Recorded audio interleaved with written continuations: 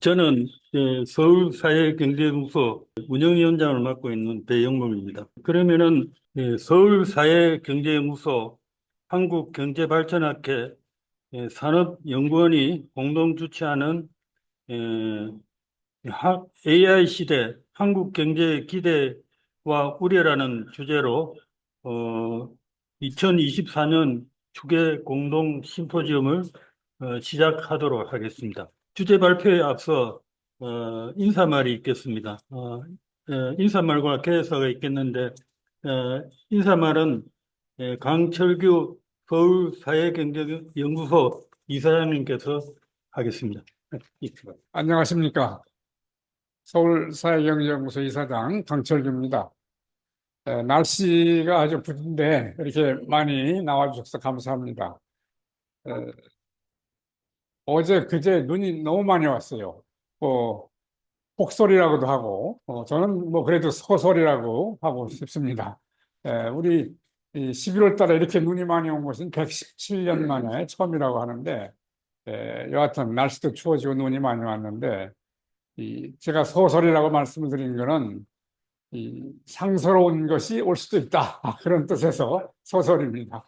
우리 지금 경제가 너무 어렵습니다. 내수도 아주 좋지 않고 젊은 청년층들의 고용 사정도 좋지 않고 성장률도 간신히 2%대를 유지할지 뭐 이런 상황이고 더군다나 경제가 양극화가 점점 더 심해지고 중소기업이나 소상공인들이 굉장히 힘든 그런 상황입니다. 또 정치도 혼란스럽고, 그래서 이런 상황에서 우리가 중요한 건 앞으로 미래 비전이 있는가 하는 이런 걱정도 하게 됩니다. 이번 소설이 내렸기 때문에 그런 문제가 다 풀려서 잘 되기를 우선 먼저 바라겠습니다. 어, 우리 연구소에서는 그 1년에 두 차례씩 5월과 11월에 그 심포지엄을 개최해 왔습니다. 이번 심포지엄도 그런 정례에 따라서 어, 오늘 가을 심포지엄 11월에 개최하게 됐습니다. 이런 연구소가 할 일은 이런 경제도 어렵고 정치도 혼란스럽고 이런 시기입니다만은 이 연구소는 그 현실에 대한 과학적인 분석과 또 앞으로 10년, 20년, 30년을 내다보는 미래 비전을 어떻게 가질 것인지 그걸 제시하고 하는 이런 일을 하는 것이 연구소가 할 일이 아닌가 저는 그렇게 생각을 하고 있습니다. 그래 지금 우리가 잘하고 있는지도 평가해야 되겠고 앞으로 우리 후손들이 30년 후에 잘 살고 좋은 삶을 꾸려나갈 수 있게 되려면은 어떤 비전을 가지고 살아야 되겠는지 그런 것이 중요한데 오늘 주제가 여기에 잘 맞지 않는 그런 생각을 하고 있습니다.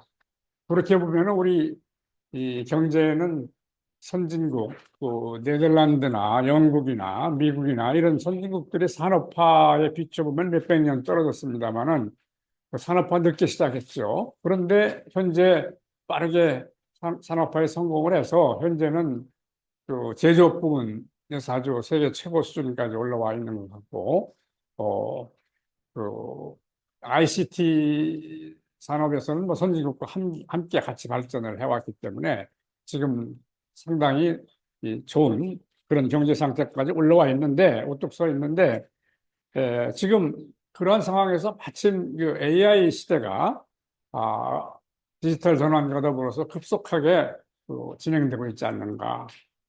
4차 산업혁명이 이렇게 진행되고 있어서 여기에 잘 우리가 대응을 할 수 있을지, 잘, 그리고 그걸 활용해서 20, 30년 후에 좋은 성과를 내고 우리 후손들에게 좋은 경제를 물려줄 수 있을 것인지, 뭐 이런 생각을 해보고 싶습니다. 그래서 오늘 제목을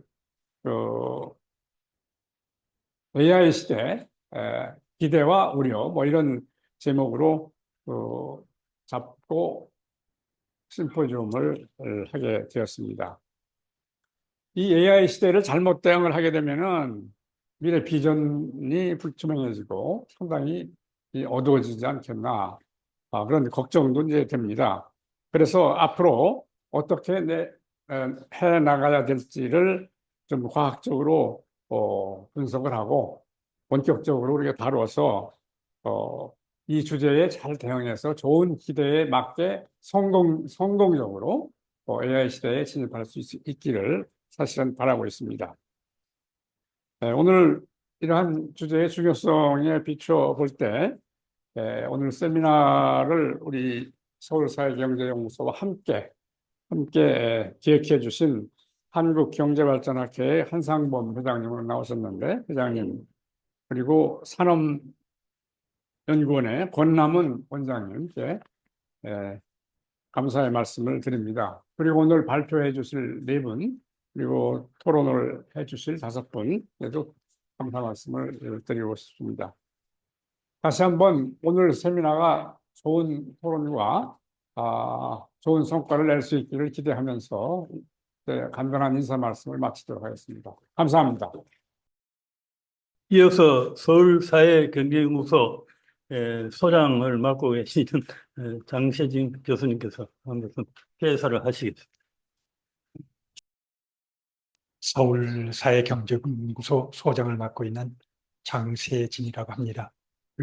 오늘 산업연구원 경제발전학회랑 같이 이렇게 심포지움을 여는데 제가 개선을 맡게 돼서 영광으로 생각합니다.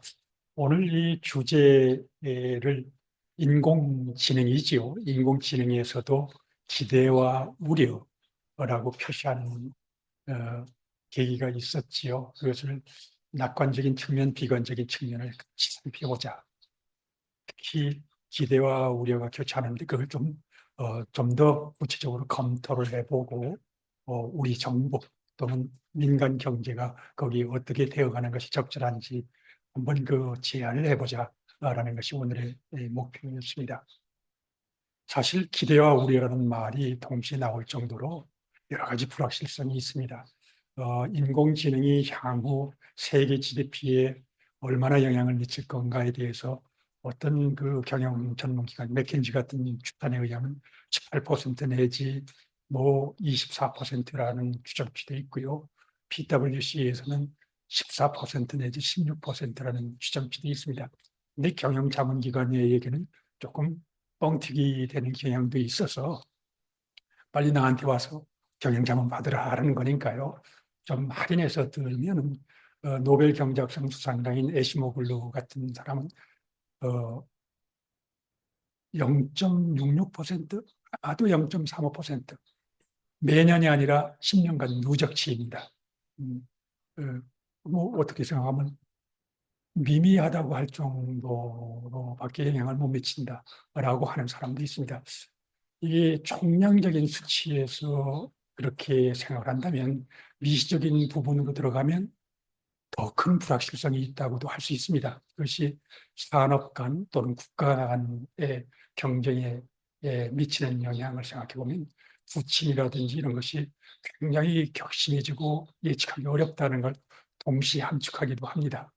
기대와 우려가 동시에 존재한다는 건 불확실성이 커진다는 말이기도 하죠. 우리 주변에 닥친 것을 보면요. 언젠가는 알파고가 사람을 깼다 이런 거 가지고 하던 것이 이제는 휴대폰 수준에서 그림을 상상화를 멋지게 그리고 화성에 있는 뭐를 그려달라고 하면 그려주고 음악을 작곡해서 들려주기도 하고 또 심지어 최근에는 시국 선언문까지 챗GPT가 대신 작성하더라고요. 그 수준까지 이렇게 바짝 곁으로 다가왔습니다. 그런데 우리는 그것이 향후 어떤 영향을 미칠는지 잘 모르지요. 특히 아까 말씀드렸던 대로 각 기업, 산업, 국가 간에는 그것을 AI 시대에는 선두냐 아니냐가 큰 영향을 미치니까 선두 경쟁이 치열해질 것이다 라는 그것만은 확실한 것 같습니다. 국가 간에 트럼프가 들어서지 않았어도 아마 그렇게 될 것이고 기업 간에도 마침 그런 때 이제 여러 좋은 논문을 우리는 공정거래위원회에서 뭐 예를 들어 AI 플랫폼을 사전 규제하느냐 또는 사후 감독하느냐의 문제, 이런 문제에 대해서 뭐 박민수 교수가 귀중한 발표를 해주시고, 또 이게 사실은 산업 전반에 어떤 영향을 미치느냐에 대해서도 총량적인 지표가 미쳐가지 못하는 그런 문제들이 많이 있습니다. 그것도 국내 산업만이 아니라 세계 산업 간의 관계도 같이 살펴봐야 되니까 굉장히 복잡한 연구를 또 한 분이 해주셨고, 또 AI 노출도 지표를 다각도로 이렇게 정의해서 그것이 전반적으로 어떤 노동에 어떤 영향을 미칠 것이냐, 또 이것이 사실은 기술적인 면만 가지고 측정할 수 있는 기술 결정론을 넘어서 고용과 복지에 어떤 영향을 줄 것이냐까지 이 네 가지 소중한 연구를 발표해 주신 분께 또 깊이 감사드립니다. 아울러서 그 발표를 끝낸 뒤에 우리는 총괄 토론을 하게 되어 있죠. 그래서 거기서는 아마 전 산업연구원장인 장기상 교수의 맹활약이 기대됩니다만, 네 분 발표자 외에도 학계, 연구계, 또 정계, 언론계를 대표하는 분들이 양각색의 의견을 이렇게 총괄 토론하는 형식으로 가질 예정입니다. 어, 그 연말이라 바쁘신 중에도 여기까지 참여해 주신 청중 여러분 한 분 한 분께 일일 소개는 못 드리지만 깊이 감사드리고요. 이게 총괄 토론이 끝난 말미에 청중 질의응답도 있으니까 좋은 소중한 의견이 있으시면 그때 질문과 더불어서 비판과 더불어서 말씀해 주시기를 바랍니다. 아무쪼록 이 모임을 통해 가지고 이 불확실한 인공지능의 미래에 대해서 우리가 또 우리 정부가 어떤 식으로 대응해야 되는지 모색하는데 이바지할 수 있도록 끝까지 성원하고 도움을 주시기를 바랍니다. 감사합니다.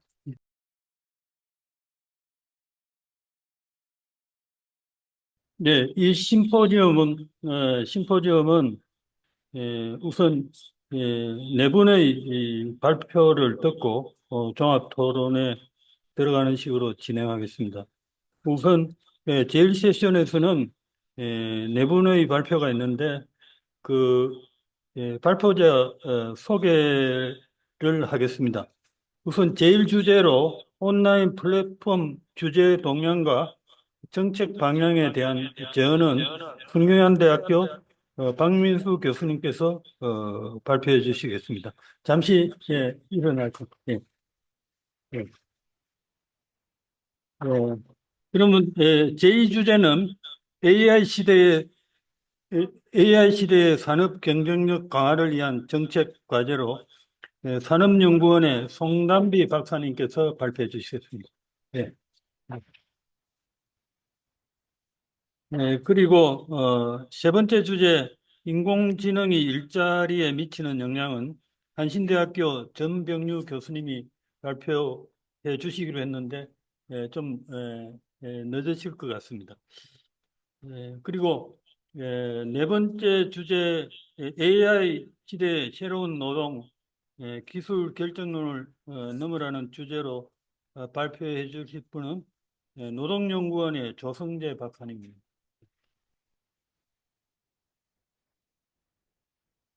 그러면은 이 제1주제부터 발표를 듣도록 하겠습니다. 네, 안녕하십니까. 방금 소개받은 성균관대학교 경제학과 박민수입니다.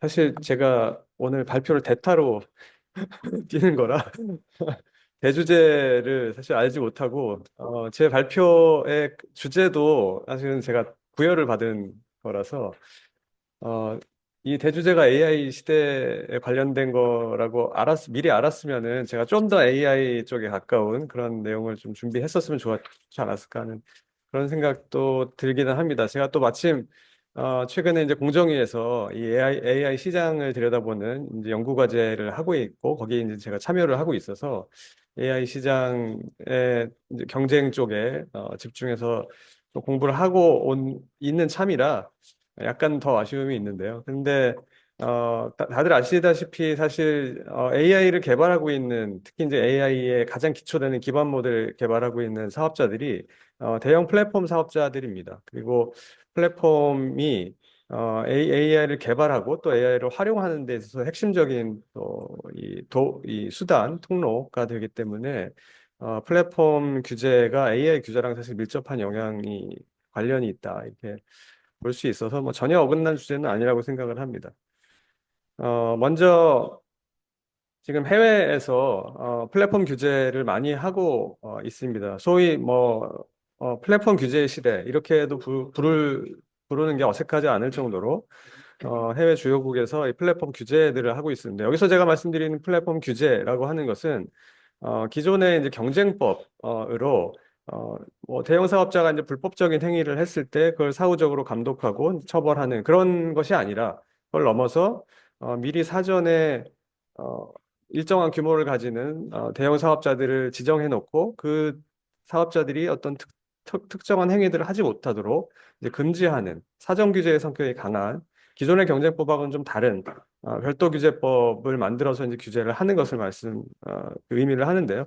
예를 들면 이제 EU 같은 경우에 잘 알려져 있는 디지털 시장법이라고 하는 것을 2020 올해 3월부터 이제 시행이 됐고요. 그다음에 영국에서도 디지털 시장 경쟁 소비자법이라고 하는 디지털 시장법하고 보다 약간 약하지만 비슷한 성격의 법을 만들었고요. 그다음에 미국은 지금 바이든 정권 초반에 사실은 유럽보다도 훨씬 더 강한 규제 내용을 담은 법안들을 마련을 했다가 그게 이제 최종적으로는 폐기가 됐고, 앞으로 트럼프 행정부 들어오면서 이게 어떻게 변할지는 모르겠지만 미국에서도 뭐 여전히 이런 플랫폼 규제에 대해서 많이 주목을 하고 있고요. 그리고 일본에서도 역시 마찬가지로 플랫폼 규제하는 법들을 만들고 있는데, 특히 이제 좀 관심이 가는 것은 올해 그 스마트폰에 사용되는 특정 소프트웨어의 경쟁 촉진에 관한 법률이라고 하는 긴 제목의 법을 만들었는데, 이 법이 일반적인 이제 법들하고 이름부터가 좀 다르고 이 제목에서도 있듯이 이 법은 이 구글이나 애플 같은 글로벌 사업자들, 특히 이 모바일 OS를 중심으로 해서 뭐 앱마켓, 모바일 OS 등등 앱스토어, 브라우저, 검색 엔진 이런 쪽에 지배력을 갖고 있는 사업자들의 타겟하는 법이라 이게 명백하게 제가 볼 때는 해외 사업자들 타겟으로 한 법안이라고 생각이 듭니다. 그런 법을 만들었고요. 뭐 이 밖에도 플랫폼 콘텐츠 내용 규제 관련된 법이라든가 아니면 개인정보 보호 규제, 뭐 AI 관련된 규제법 이런 것들이 뭐 많이 나오고 있습니다. 우리나라에서도 이 기존의 이제 공정거래법과 별도로 온라인 플랫폼을 규제하는 그런 법들이 많이 발의가 되어 있고요. 뭐 지금 계류되어 있는 법안만 13개라고 합니다. 그리고 새로 법안을 만드는 것이 아니라 기존의 법률을 개정하는 기존 법률 개정안도 많이 나와 있습니다. 제가 뭐 나중에 다시 한번 말씀드릴 거고, 아마 토론 때 지금 이 방안을 만드는데 이 주 역할을 하신 공정위 박설민 과장님도 계시지만 그 티몬 위메프 사태 이후로 이 플랫폼 이제 공정거래 촉진 및 티몬 위메프 사태 재발 방지를 위한 입법 방향이라고 당정 협의를 통해서 나온 방향성이 있습니다. 여기서는 기존에 있는 공정거래법하고 대규모 유통업법을 개정해서 온라인 플랫폼 규제하는 그런 방안이 나와 있고요. 그다음에 뭐 그거 말고도 기존 법률을 개정해서 온라인 플랫폼 규제하는 그런 안들이 나와 있습니다. 그래서 뭐 국내외를 막론하고 이 플랫폼 규제를 하는 법들이 많이 지금 나와 있는 상황입니다.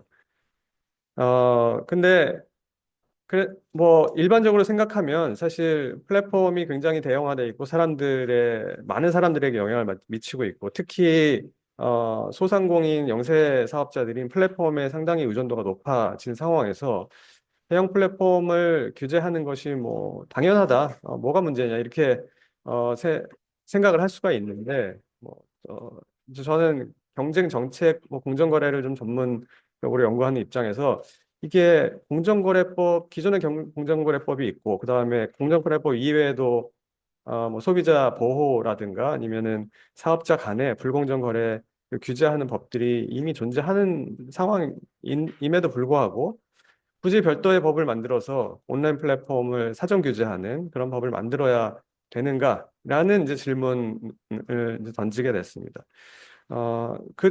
또 한 가지 말씀드리면 우리나라 이 플랫폼 시장하고 이제 해외 유럽이나 일본 같은 해외 플랫폼 시장 간에는 큰 차이가 두 가지가 있습니다. 첫 번째는 해외 같은 경우에는 사실 구글, 애플, 그다음에 아마존 이런 미국에 기반을 둔 이 대형 플랫폼들이 소위 우리 얘기하는 빅테크라고 하는 기업들이 거의 상당한 수준의 시장 지배력을 가지고 있습니다.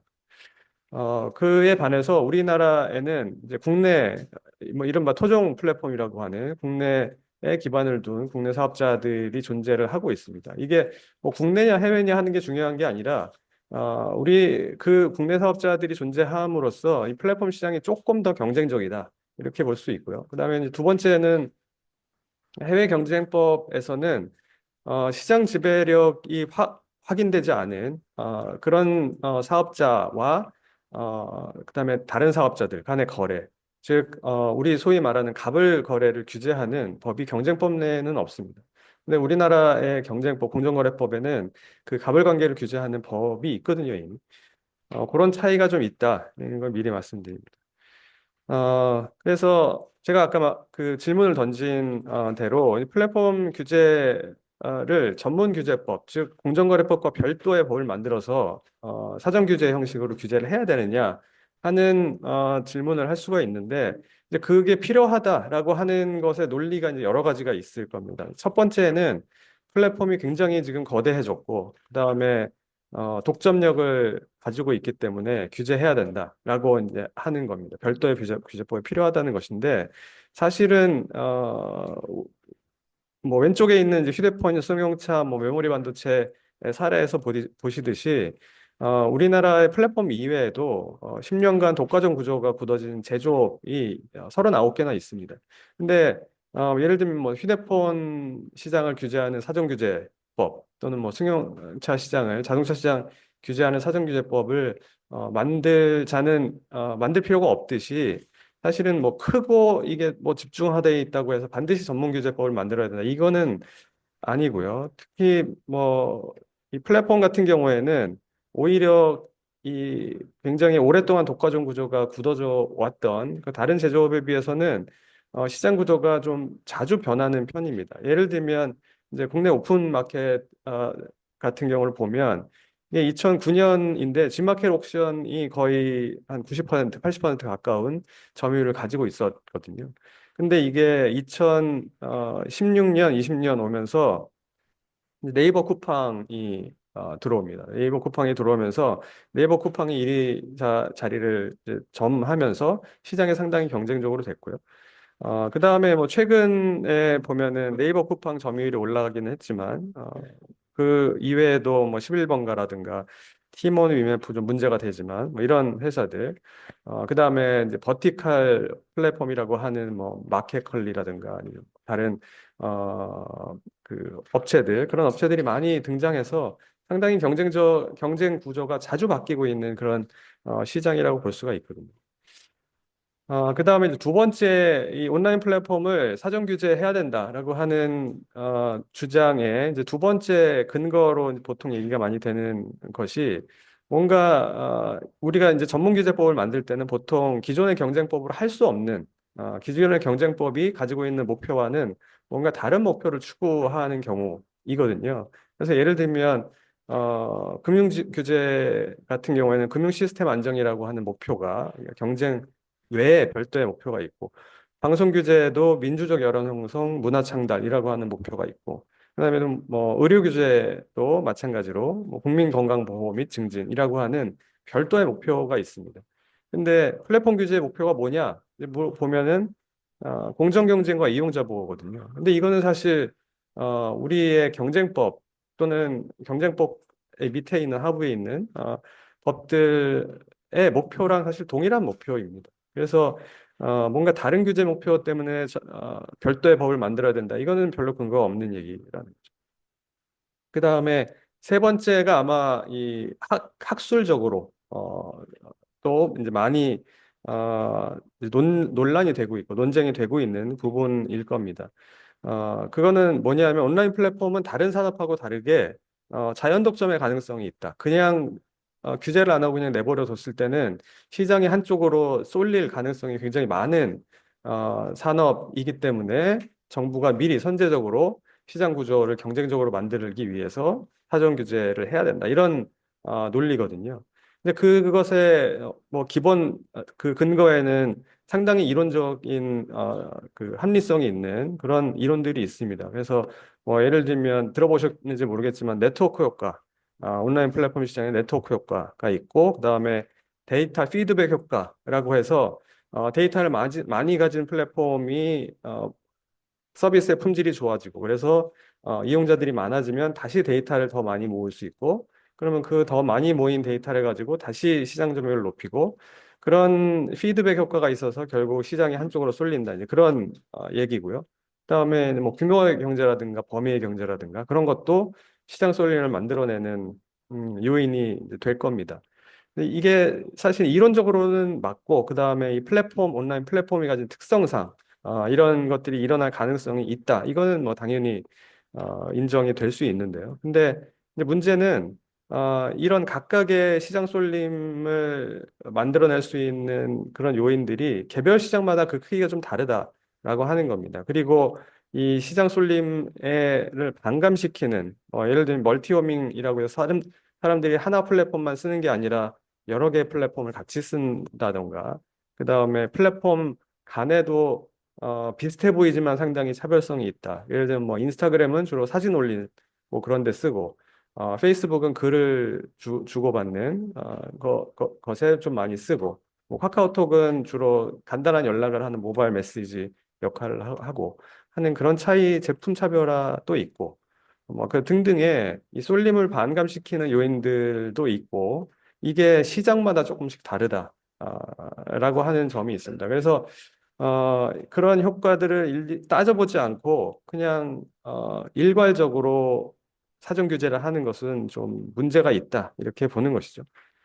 그다음에 네 번째는 신속한 규제 집행이 어렵다라고 하는 그런 점입니다.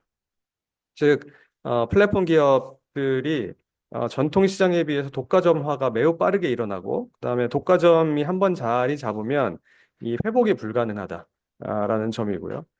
그래서 그리고 이제 공정위에서도 이쯤 플랫폼 기업 조사하려면은 여기 지금 인용 제가 써놨듯이 워라밸을 지키면 5년, 밤낮 없이 일하면 2년 걸린다고 봐야 돼. 이렇게 지금 토로를 하고 있는 상황이거든요. 근데 뭐 제가 많은 걸 경험하진 않았지만 사실 전통 산업의 경우에도 시장 지배적 지위 남용 사건 같은 경우에는 상당히 시간이 오래 걸립니다. 그리고 뭐 우리가 이 사건을 처리하는 특히 공정위 같이 이제 굉장히 결론을 내게 되면 기업에 상당한 영향을 미치는 그런 경제 검찰이라고 불릴 정도로 강한 이제 처벌 기능을 가진 공정위에서 무조건 빠르게 한다는 것이 능사는 아니라고 저는 생각을 합니다. 이제 물론 플랫폼 시장이 기존 시장하고 다르게 시장 획정도 좀 다른 방식이 필요하고 시장 지배력 측정하는 것도 좀 다른 방식이 필요하고 이제 그래서 좀 어려운 건 사실입니다. 그래서 새로운 좀 연구도 좀 필요하고 또 인력들도 좀 많이 필요하고 이제 그런 상황이긴 한데 그것 때문에 그런 건 다 치우고 그냥 우리가 분석 뭐 시장 획정하고 뭐 분석 시장 뭐 행위의 경쟁 자산성 평가하고 이런 거 다 치우고 이런 게 어려우니까 그냥 사전에 이 그 대상자를 정해서 뭔가 행위를 못하게 한다. 이거는 제가 느끼기에는 이제 어떤 논리랑 비슷하냐 하면은 지금 이 동네에 강력 범죄가 많이 일어나고 있고 이게 강력 범죄 한 번 발생하면은 회복이 어렵기 때문에 뭐 키 180 이상 남자들한테 발찌를 채워서 야간에 돌아다니지 못하게 해야 된다. 뭐 이런 뭐 과학수사 이런 건 없애고 뭐 이런 약간 그런 거랑 비슷하다고 저는 생각을 합니다.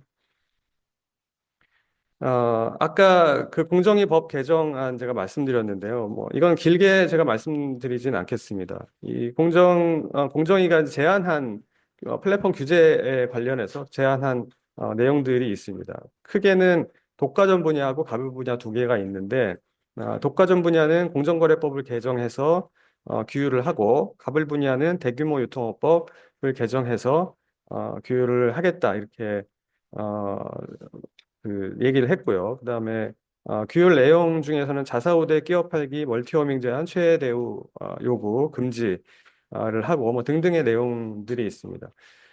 제가 사실 평가라고 써 있지만 이게 여러 번 사실 공정위에서 온라인 플랫폼 규제 관련한 방향이나 대책들을 검토를 했고 그다음에 또 내놓기도 했고 한 과정들을 제가 사실 잘 알고 있기 때문에 공정위가 상당히 고뇌가 많다. 그리고 그 여러 가지의 이제 의견을 충분히 종합해서 만든 안이다 하는 것은 당연히 제가 알고 있습니다. 그리고 이제 그 중에서도 사전 규제, 사전 지정을 피한 것도 이제 긍정적으로 평가를 합니다. 근데 사실상 제시한 방법이 어, 어떻게 보면 사전 규제나 사실 별 다를 바가 없을 수도 있고 아니면은 그게 아니라고 한다면 사전 규제, 사후 규제 하는 것과 별 차이가 없다. 라고 이제 볼 수가 있고요.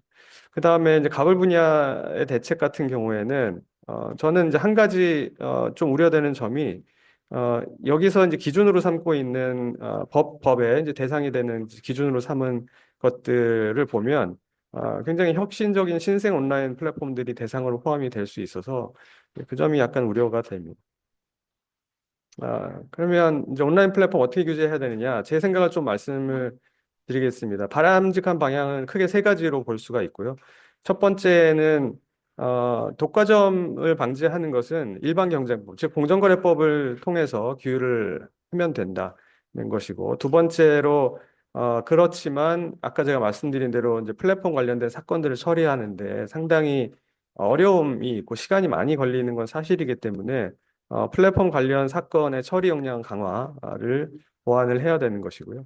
그 다음에 마지막으로는 이용자 보호인데 이용자 보호는 기본적으로는 자율규제를 통해서 이용자 보호를 하되 우리가 뭔가 좀 사건을 빨리 진행시키고 피해를 최소화하기 위해서는 플랫폼 시장을 상시적으로 모니터할 수 있는 플랫폼 시장 경쟁 상황 평가 제도를 도입해서 시장을 좀 모니터하고요. 그리고 플랫폼 이용자 보호, 피해 구제 상담하는 전담 기관을 만들어서 좀 신속하게 피해 구제를 하는 방향이 바람직하지 않을까 이렇게 생각을 합니다. 그 마지막으로 이제 한 가지만 더 말씀드리면 이게 지금 규제 정책만 제가 이제 말씀을 드렸는데 온라인 플랫폼 특히 이제 AI 같은 경우에 아마 뒤에 발표자분들께서도 이제 뭐 언급을 하시겠지만 AI 같은 경우에 미국이나 유럽이나 이게 전략 자산으로 현재 규정하고 뭔가 육성 또는 뭐 규제 뭐 이런 거를 하고 있거든요. 그래서 저는 뭐 산업 정책에 대해서 그렇게 뭐 호의적인 편은 아니지만 뭐 AI 플랫폼 포함해서 뭔가 우리나라도 그 국제 정세에 맞춘 그런 전략들 이런 것들이 좀 필요하지 않을까 하는 그런 생각을 하고 있습니다. 네, 이상입니다. 네, 안녕하십니까. 산업연구원 송단비입니다. 오늘 그 AI의 경제적인 기대 그리고 우려에 관한 뜻깊은 논의의 자리에서 함께 의논을 할 수 있게 되어서 기쁘게 생각합니다. 제가 오늘 발표드리려고 하는 내용은 그 AI 기술이 지금 이제 상당히 확산되는 과정에 있는 가운데 이제 산업 경쟁력 강화를 위해서는 어떤 부분에 우리가 집중을 하고 그리고 좀 관심을 가져야 되는지 정책적인 관점에서 말씀을 드리고자 합니다. 그 인공지능 기술에 대해서 그 다양하게 정의하는 것을 우리가 찾아볼 수가 있습니다. 그 첫 번째로 통계청에서 우리가 기업들을 대상으로 개발동 조사를 통해서 AI를 활용하고 있는 부분을 조사를 하고 있는데 그때 그 기업들에게 소개하는 인공지능의 정의는 사실 다분히 기술적인 부분에 초점을 두고 좀 광범위하게 정의를 하고 있다고 볼 수 있습니다. 그 밑에 있는 그 OECD의 최근 정의나 뭐 IBM이나 구글 클라우드에서 제공한 정의 같은 경우에는 그 통계청이 제시하는 그 기술적인 부분을 포괄하되 이제 좀 더 그 판단을 한 주체가 어떤 목적과 의도를 가지고 있느냐 하는 부분들을 조금 더 강조하는 방식으로 이루어지고 있습니다. 그러니까 결국 공통적으로 그 거의 모든 AI 정의가 기술적인 부분에서 인간과 거의 유사한 방식의 그 의사결정과 데이터 처리 능력을 가지고 있다는 것을 강조하고 있다고 볼 수 있습니다. 그 인공지능의 정의와 인공지능 자체가 가지고 있는 어떤 그 기본적인 그 일반 목적 기술로서의 특성을 우리가 이해하는 부분이 경제적인 파급 효과를 논의하는 데 있어서 굉장히 중요하다고 생각을 하는데요. 그 이유는 결국 인공지능이 일반 목적 기술에 해당하기 때문에 실질적으로 우리가 기대할 수 있는 그것이 가져오는 경제적인, 사회적인 파급 효과가 크다고 볼 수 있기 때문입니다. 그래서 이러한 인공지능이 지금 실질적으로 우리가 fully 이용하지 않는 상황에서 인공지능이 일반 목적 기술이다라고 말할 수 있는 이유에 대해서 결국 학술적인 논의를 살펴보면 결국 범용 기술로서의 특성을 AI가 갖추고 있다라고 논의를 할 수가 있습니다. 범용 기술로서의 특성 첫 번째는 그 기술적으로 AI 기술이 계속해서 점진적으로 발전해 나갈 수 있다는 점이고 두 번째 같은 경우에는 그 어떤 굉장히 넓은 범위에서 제한 없이 거의 모든 활동에서 사용할 수 있는 특징을 가지고 있다.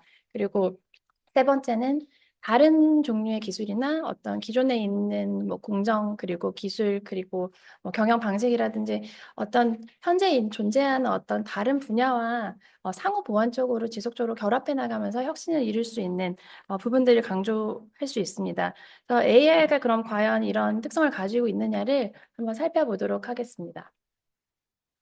그 인공지능 기술 자체가 그러니까 우리가 말하는 그 뭐 머신러닝이나 딥러닝 베이스의 아주 최신의 인공지능 기술이 발전하는 것을 이제 확인을 할 수가 있는데요. 이미 데이터 분석이나 예측하는 판단 과정에서 발생하는 비용들이 지속적으로 감축되고 있는 것을 볼 수가 있고, 뭐 이미지 인식이나 그리고 그 목소리 인식과 같은 부분에 있어서의 정확도는 한 2010년대 이후에 그 인간보다 훨씬 더 정확성이 더 높은 그 기술적인 가능성은 넘어선 상태라고 볼 수 있습니다.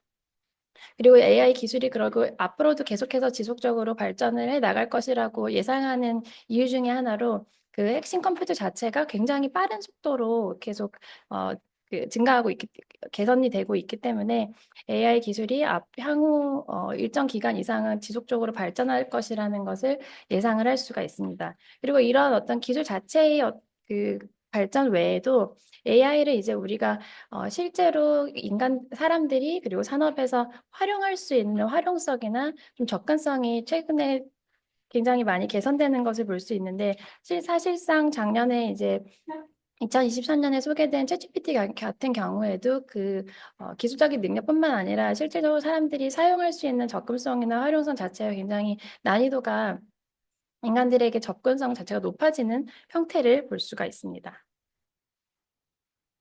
그렇다면 AI가 이제 다른 어떤 그 GPT로서의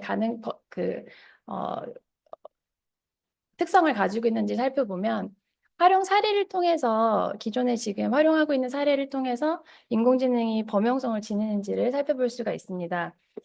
활용 사례를 살펴보는 이유는 지금 현재 AI 활용하는 부분들이 우리가 생각할 땐 굉장히 많이 이루어지고 있는 것 같지만 전체적인 그 비중을 살펴보면 좀 기대보다는 낮다는 부분을 이제 뒤에 슬라이드에서 확인할 수가 있습니다.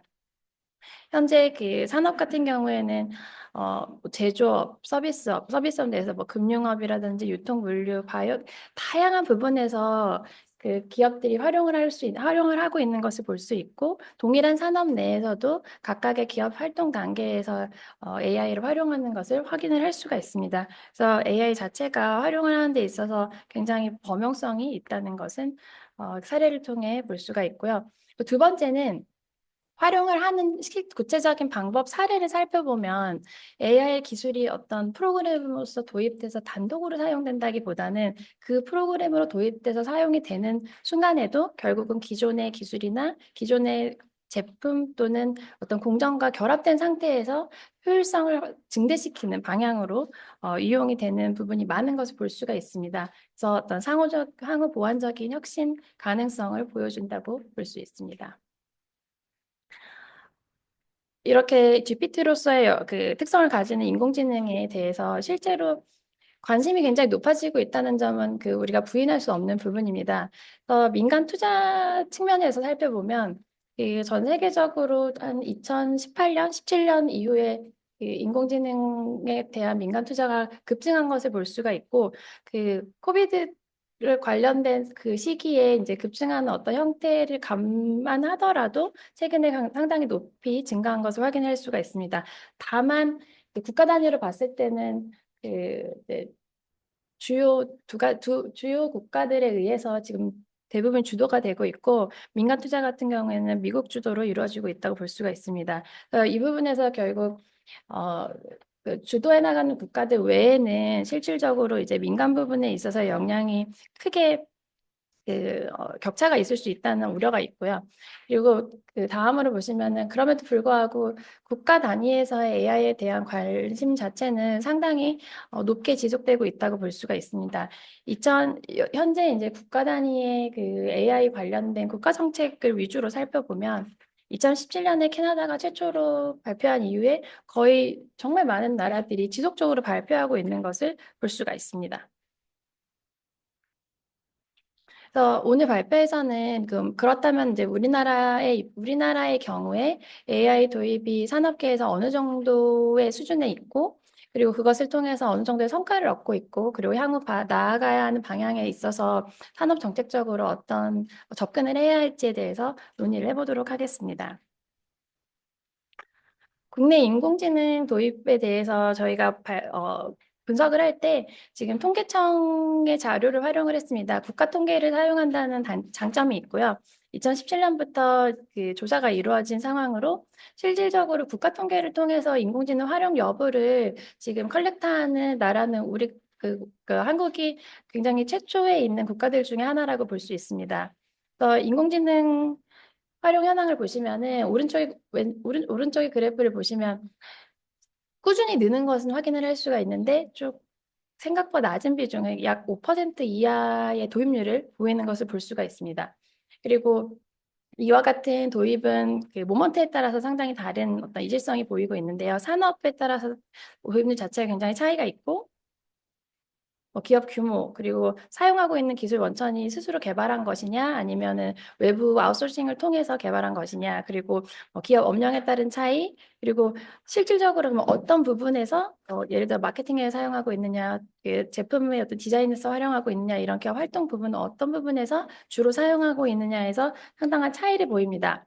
요약을 해보면 결국 AI 활용이 산업 같은 경우는 이제 비중으로서는 제조업이나 소매업에서 생각보다 낮고, 다만 이제 전체 기업 숫자로는 제조업이 높다는 것을 확인을 할 수가 있습니다. 그리고 규모 같은 경우에는 일반적인 예상과 유사하게 기업이 규모가 클수록 AI 도입을 활용하는 가능성이 높게 나타나고 있고, 그리고 기업 업령 같은 경우에는 신생 기업의 도입률은 높지만 전체 기업 수 같은 경우에는 기존 기업이 조금 더 많은 형태가 나타난다고 볼 수가 있습니다. 그리고 GPT로서의 특성이 있기 때문에 AI가 사실 어떤 제한 없이 다양한 용도로 활용을 될 수 있음에도 불구하고 현재까지 우리나라가 사용하고 있는 형태는 주로 제품이나 서비스 개발에 좀 집중되어 있는 상황으로 확인을 할 수가 있습니다. 그리고 대부분 상당히 많은 68%가 넘는 기업이 내부적으로 자체 개발을 통해서 그 기술을 조달하는 방식을 취하고 있는데요. 해당 부분과 관련되어 결국 보안적인 문제에 대한 이슈나 그리고 실질적으로 각 기업에서 이제 주로 영위하고 있는 도메인 산업에 아주 적합한 형태의 AI 기술을 외부 구매만으로는 이제 충분히 내재화하기 어렵다는 우려 등을 함께 고민을 해볼 필요가 있다고 생각이 됩니다. 그리고 지역적으로 도입률은 차이가 있고요. 실질적으로 전체적인 그 전체 산업에서의 그 AI 도입률이 낮은 상황에서 예상할 수 있듯이 사실은 이제 수도권에서의 그 도입률이 높고 세종이 높게 나타나는 것은 사실상 세종 내 그 기업 수가 전체 기업 규모 수가 자체가 굉장히 작기 때문으로 볼 수도 있어서 해석하기는 조금 어려운 부분이 있습니다.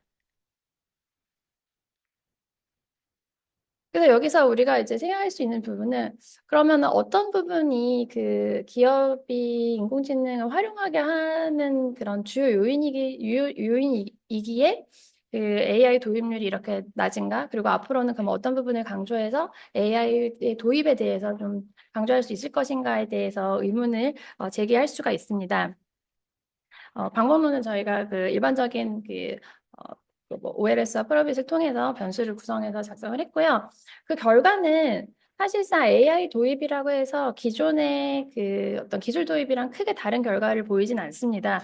기업 규모와 업력이 유의미하고 그리고 뭐 어떤 혁신 역량이나 기술 역량이라고 볼 수 있는 R&D라든지 아니면 다른 기술, 그러니까 다른 신기술, 왜냐하면 AI 자체가 상호 보완적인 어떤 측면이 굉장히 강하기 때문에 기반 기술로서 뭐 빅데이터, 클라우드, IoT 같은 어떤 다른 기술이 이미 도입됐는지 여부가 상당히 유의미한 것을 확인을 할 수가 있습니다.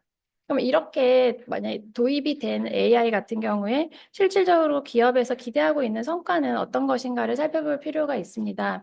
그 AI를 도입을 할 때 기업들이 뭐 기업뿐만 아니라 뭐 다양한 레벨에서 뭐 일반적인 각각 개별 노동자의 입장에서 기업의 입장에서 아니면 그 인더스트리 입장에서 아니면 그 국가 단위 전체 레벨의 입장에서도 다양한 부분에 긍정적인 성과 기대가 나타나는 것을 확인할 수 있습니다. 그러니까 소장님도 언급해 주신 부분이지만 그러니까 그 어떤 긍정적인 성과 기대의 그 규모는 차이가 있을지언정 사실 네거티브한 그 성과를 기대하면서 인공지능을 활용에 대해 얘기하는 보고서를 찾기는 사실상 어려운 상황이라고 볼 수 있습니다. 그렇다면 정말로 우리가 그럼 실증적으로 분석을 했을 때 AI 도입이 높아지는가에 대해서 그 의문을 제기할 수 있고요. 해당의 의문을 제기할 수 있는 또 하나의 이유는 그 AI 도입률을 봤을 때 이렇게 기대가 굉장히 크고 높은 기술이 왜 생각보다 도입률이 부진한가에 대한 의문과 함께 연결이 된다고 볼 수가 있습니다. 그 인공지능 활용의 성과에 대한 연구는 사실 실증적인 연구는 좀 부족한 상황이라고 볼 수 있는데요. 그 가장 대표적인 이유가 데이터 부족이라고 볼 수가 있고 그 외에 우리가 찾아볼 수 있는 어떤 보고서들이나 어떤 연구들은 샘플 자체가 굉장히 대기업이나 굉장히 어떤 작은 기업군에 초점을 두고 있는 어떤 좀 한계점이 있다고 볼 수가 있습니다. 그리고 그럼에도 불구하고 그 실증 연구를 확인했을 때 결과가 한 가지로 단일하게 나오지 않고 오히려 AI 도입이 뭐 부정적인 성과를 보인다 아니면 어떠한 유의미한 성과도 보일 수 없다는 연구도 함께 혼재되어 있는 것을 볼 수 있어 우리가 한국에서의 그 효과를 분석할 필요가 있다라고 보여집니다. 그래서 분석한 결과를 위주로 말씀을 드리면 이번 결과가 그 성과 분석 결과인데 일단은 현재까지 2022년까지의 기준으로 했을 때 인공지능 활용으로 인해서 국내 기업들이 어떤 생산성 측면에서의 성과를 도출하는 것을 볼 수는 없다라고 말씀드릴 수 있습니다. 그리고 또한 추가적으로 저희가 그럼 인공지능과 생산성의 어떤 그 관계성에 대해서 인터랙션 효과를 확인을 했을 때 AI 활용을 높이는 데 유의미한 요인들이 실질적으로 이 인터랙션 효과 자체도 굉장히 다른 부분으로 나타나거나 유의미하지 않은 확인을 할 수가 있는데 결국 이 모든 결과들에서 우리가 도출할 수 있는 시사점은 인공지능을 활용하도록 어떤 우리가 초점을 둘 수 있는 어떤 촉진 변수들이 생산성과는 강한 연관성을 보이지 않고 있다는 점을 볼 수 있습니다. 이걸 다시 말하면 결국 AI 활용 자체가 생산성으로 이어져야 그 해당 기업과 그리고 해당 기업은 훨씬 더 AI 활용 자체를 더 넓히고 내재화하려는 요인이 있을 수 있고 다른 기업들도 날리지 스피러버를 통해서 인공지능 활용에 대해서 훨씬 더 긍정적으로 논의를 할 수 있는데 이러한 어떤 긍정적인 선순환적인 구조를 가지기 조금 힘든 현재의 상황을 확인을 할 수가 있습니다. 전반적인 어떤 그 지금까지의 그 연구 결과를 종합해서 결과를 말씀드리면 최신 GPT로서의 어떤 기대에도 불구하고 인공지능의 어떤 성과는 현재 좀 제한적으로 볼 수 있습니다. 그러니까 활용도도 낮고 그것을 통해서 얻을 수 있는 경제적인 성과도 보이지 않는 상황에서 하지만 우리가 일부의 사례들을 살펴보면 거의 그 성공적으로 AI를 활용하고 있는 기업이 분명히 존재하고 그 해당 기업들이 그 성과를 굉장히 크게 보고하는 것을 확인할 수 있습니다. 다시 말하면 결국 미활용 기업 간 격차가 앞으로 굉장히 확대될 것을 생각을 그 예상을 할 수가 있는데요. 예를 들어서 IBM의 2023년 보고서를 보면 뭐 미국과 한국의 활용 자체가 약 40%에 육박하는 것을 볼 수가 있습니다. 하지만 국가 통계를 활용한 활용도 조사를 보면 한국 같은 경우에 약 5%, 그리고 미국 같은 경우에는 2024년 연구 기준으로 약 6%를 확인할 수가 있습니다. 이렇게 큰 격차의 가장 큰 원인은 그 IBM 보고서는 결국 그 전체 응답자의 절반은 5천 명 이상 기업, 그리고 절반은 1,000에서 5천 명 이상 기업이기 때문에 굉장히 큰 규모의 기업들의 결과를 서머라이즈 했다고 볼 수가 있고 그 기업들은 이미 내재화가 40% 이상이 40% 이상에서 기업에서 평균적으로 내재화가 이미 풀리 이루어진 상황에서 성과도 도출하고 있다는 점을 볼 수 있습니다. 그렇기 때문에 앞으로의 어떤 활용과 미활용 기업 간의 격차가 상당히 커질 우려를 해당 부분을 통해서 확인할 수 있다고 볼 수 있습니다. 그래서 그렇기 때문에 이러한 상황에서 이제 어떻게 하면 AI 활용을 좀 더 어떤 생산성 제고 측면에서 좀 효과적으로 추진할 수 있을 것인가에 대한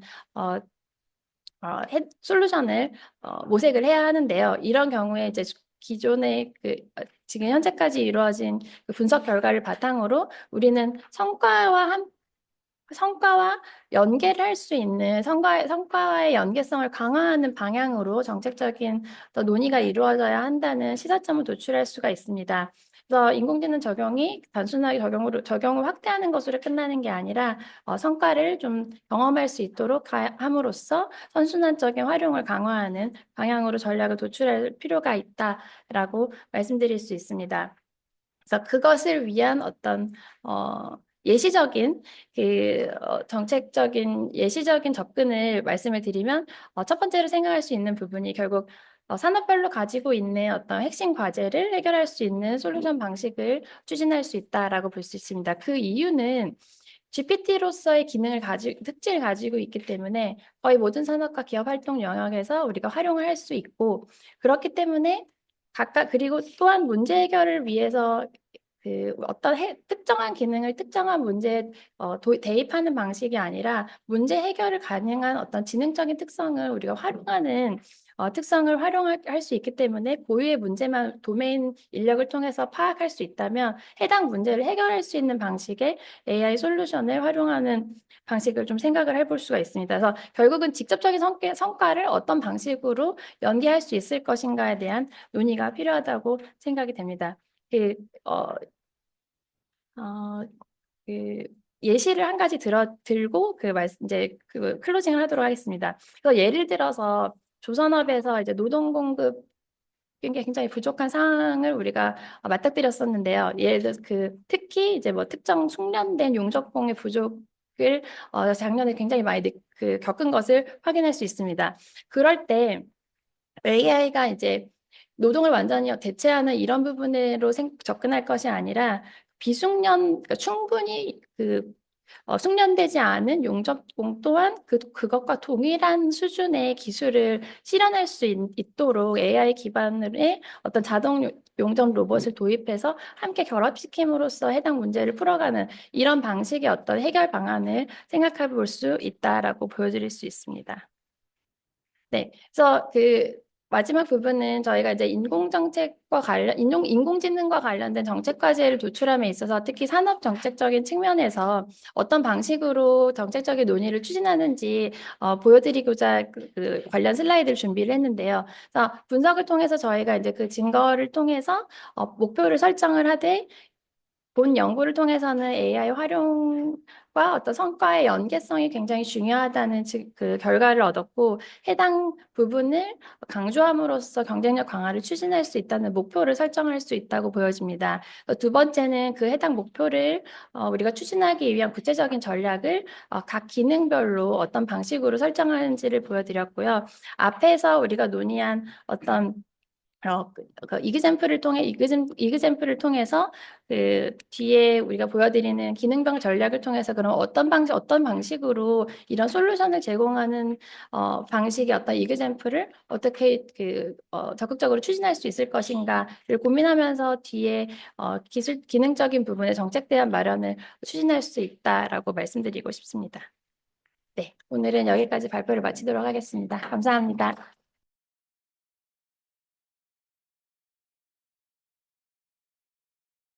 네, 안녕하세요. 저 한신대 전배우입니다. 오래간만에 와서 선배님들 이렇게 만나뵈니까 대단히 기분이 좋습니다. 가능한 한 간단하게 발표하도록 하겠습니다. 제가 준비한 거는 AI가 일자리에 미치는 영향이라고 제목은 달았는데 AI를 어떻게 측정하고 그것의 의미를 좀 파악하는 정도로 좀 정리를 해봤습니다. 요새 뭐 AI가 노동에 미치는 영향과 관련해서 여러 가지 방식으로 연구들이 많이 이루어지고 있어요. 그래서 저는 방법론적으로 크게 한 두 가지 정도로 이렇게 그냥 나눠봤는데, 하나는 요새는 이제 온라인 구인 공고 데이터들을 또 많이 활용을 합니다. 그래서 온라인 구인 공고에서 AI 관련 숙련 키워드를 도출하고 그걸 통해서 다른 자료와 연결을 해서 분석을 하는 뭐 이런 연구들이 많은데, 이 방법은 기업의 AI 인력 수요를 이제 파악하는 데 장점이 좀 있습니다. 그래서 다만 이제 AI 업무를 하도급하거나 자체 교육하거나 뭐 플랫폼에서 온라인 플랫폼에서 사용하지 않을 경우 반영하지 못하는 한계가 있고, 다른 하나의 접근 방법은 이제 그 일자리의 직업 특성과 AI와의 관련성들을 파악해서 다른 자료와 연계해서 이제 분석하는 그러한 접근법이 있거든요.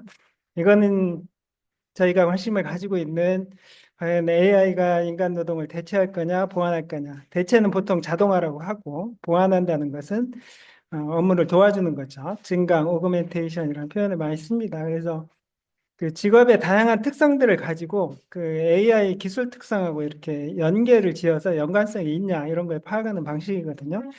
이제 그런 접근법이 있다 이렇게 볼 수 있을 것 같고요. 저는 이제 그 두 번째 접근법을 활용을 해서 그 AI가 노동에 미치는 영향을 좀 보려고 하는데, 제가 오늘 발표하는 자료의 초점은 기술적 가능성뿐만이 아니라 그 사회적 수용성 내지는 경제적 타당성 뭐 이런 부분까지 같이 좀 고려를 하는 연구 흐름들이 있습니다. 그래서 최근에 노벨상을 받은 에스모글루나 이런 분들도 이제 AI가 잘못된 방향으로 가고 있다. 그래서 너무 인간을 베끼려고 하고 있다. 그래서 AI가 발전할 수 있는 다양한 방식들이 있는데 편향되고 있는 측면을 비판하기도 하고, 튜링 트랩이라는 건 뭐냐면은 튜링이 워낙 인간처럼 만들려고 했어요, 컴퓨터를. 그래서 최근에 기술 발전이 이런 튜링 트랩에 빠지고 있다. 이런 부분을 좀 지적을 하고 있는 것 같습니다. 그래서 그런 AI의 어떤 기술적 가능성보다도 좀 사회적 수용성, 경제적 타당성 이런 부분들을 좀 검토를 하려고 합니다. 그래서 보통 AI 노출도라는 걸 계산을 하는데, 여러 가지 방식으로 AI 노출도라는 것을 계산을 합니다. 그래서 초기 연구는 주로 이제 펠튼이라는 사람이 직업의 이제 능력 변수들이 쭉 있거든요. 그 직업이라는 걸 좀 미리 보여드리면, 이 직업은 그 여러 가지 과업들로 구성이 돼 있어요. 그러니까 하나의 직업은 뭐 하나의 과업만 하는 게 아니라 여러 가지 이제 태스크들을 하는데, 그 각 태스크들은 여러 가지 이제 다양한 워크 액티비티로 또 구성이 됩니다. 업무 활동으로 구성이 되고, 그 과업을 수행할 수 있는 어떤 능력이랄까, 그것은 이제 능력이라고 하고, 현장에서 능력을 체화한 것은 이제 보통 숙련이라고 표현을 합니다. 그래서 그러한 숙련을 공급 사이드 측면에서 보는 것을 이제 역량이라고 하는데, 그래서 한국고용정보원에서 이런 직업에 관한 다양한 특성들을 조사를 하고 있어요. 그래서 뭐 능력도 조사하고 과업도 조사하고 뭐 업무 활동도 조사하고 뭐 이런 숙련 지표별로 이렇게 다 조사를 하고 있습니다. 그래서 이런 자료를 통해서 과연 개별 직업들이 AI하고 어느 정도 연계가 되느냐 뭐 이런 부분들을 분석을 하는 방법이거든요. 그래서 이제 펠튼 같은 경우는 이제 직업의 능력 부분을 AI 기술 특성하고 이렇게 좀 연관시켜서 측정한 지표로 분석을 했고, 이거는 주로 이제 기술적 측면에만 좀 초점을 맞춰서 그 사회적, 경제적 맥락은 충분히 반영하지 못했다 이런 비판들이 있습니다. 그래서 AI 이 지표 가지고 이 지표로 파악된 직업의 AI 노출도가 높냐 낮냐에 따라서 자동화, 보안 뭐 이런 걸 이야기할 수가 선언적으로 없다는 거죠. 이제 그런 지표를 처음에 이제 만들어서 제시를 했고, 최근에 IMF는 이제 AI의 사회적 수용성까지 반영을 해서 AIOE라는 것은 그 직업의 AI 노출도입니다. 그러니까 AI Occupational Exposure라고 해서 각 직업이 AI에 의해서 어느 정도 노출이 돼 있냐 뭐 이런 지표인데, 이 펠튼의 지표를 조정을 한 겁니다. 그래서 예를 들어 어떤 직업이 대단히 그 책임성이나 그 중대성, 예를 들어 그 직업의 어떤 과업들이 잘 AI에 의해서 수행되다가 뭐 실수를 하거나 뭐 사고를 치면은 대단히 사회적으로 중대한 이제 그런 직업들은 AI에 의해서 보완되기 필요가 있다는 거죠. 사람에 의해서 보완될 필요가 있다는 거죠. 그래서 그런 보완성 지표를 만들고 그걸 AI에 의해서 이제 빼준 겁니다. 그래서 예를 들어 변호사나 의사 같은 경우도 의사의 어떤 직업들이 여러 가지 과업으로 이루어지는데 뭐 차트를 보는 기술은 AI가 할 수 있지만 그 차트를 가지고 결국 판단을 해야 되는 것은 마지막 중대한 판단은 이제 의사가 하는 거고, 환자들과의 어떤 미묘한 어떤 대화나 상담 같은 건 그런 과업은 결국 인간이 할 수밖에 없다는 그런 측면들을 이제 반영을 하는 거죠. 뭐 자율주행차 같은 경우도 기술적으로는 가능하다고 했지만 결국 자율주행차를 도입할 것이냐 여부는 결국 그것이 가지는 어떤 중대성이나 책임성 문제를 따져서 사람이 결국 판단할 수밖에 없다. 그래서 그런 측면으로 조정한 지표라고 보시면 될 것 같습니다. 그 다음에 사회적 능력으로 조정하는 지표도 파악을 하는데요. 그 AI는 사회적 대인관계 측면은 대체하기가 상당히 좀 어렵다 이런 전제를 깔고 그 사회적 능력 지표를 할인해 가지고 AI 점수를 할인한 그런 지표라고 보시면 될 것 같습니다. 그다음에 아에로에서 한 거는 이제 AI가 아니라 GPT에 특화해 가지고 그 노출도를 측정을 한 거고요. 최근에 이제 스판버그 같은 경우는 뭐 AI가 기술적으로 가능하더라도 그게 비용이 많이 들면 현실적으로 도입되기 어렵다. 예를 들어 로봇 같은 게 기술적으로 뭐 가능하더라도 그게 최저임금보다 더 비싸면은 결국 현장에서 도입되지 않을 거다. 그래서 실제로 조사해 보니까 AI 도입하는 확률이 뭐 그렇게 높지 않더라. 뭐 이런 분석 결과를 제시를 했습니다. 그래서 이런 부분들을 좀 반영을 해서 한국에서도 비슷하게 그 지표들 작업들을 좀 해봤어요. 그래서 한 4자리 수준의 직업에서 451개의 직업을 대상으로 관련 지표들을 좀 만들어 봤거든요. 한국의 AIOE 지표를 한번 만들어 봤고, 그 보안성을 조정한 지표도 좀 만들어 봤습니다. 일단 이게 이제 그 지표를 만드는 방식인데요. 예를 들어 이제 보안성을 조정하는 거죠. 건강이나 안전에 대한 책임성이 높게 요구되는 직업이냐, 뭐 이제 그런 지표를 가지고 AI라는 게 인간을 보완하는 어떤 그런 측면이 강하다. 그러면은 보안성 점수가 높아지는 겁니다. 그래서 이런 지표들을 가지고 AI의 점수를 이제 조정을 한 그런 지표라고 보시면 되고요. 예, 사회적 능력도 마찬가지고 GPT 같은 경우는 이 사회적 능력은 뭐 이런 직업의 사회적 능력 지표 가지고 이제 조정을 한 거고요. GPT 같은 경우는 요새 오픈 AI에서도 이제 실험을 해봤는데 실제로 조사를 해서 점수를 파악하는 게 아니라 챗 GPT한테 직접 물어보는 겁니다. 그래서 이 과업은 자동화될 수 있는 점수가 한 몇 점 정도냐, 그 과업별로 다 조사를 물어봐서 점수를 도출하는 방식으로 해서 GPT 점수를 이제 도출하는 이런 연구 방식도 많이 채택이 되고 있습니다.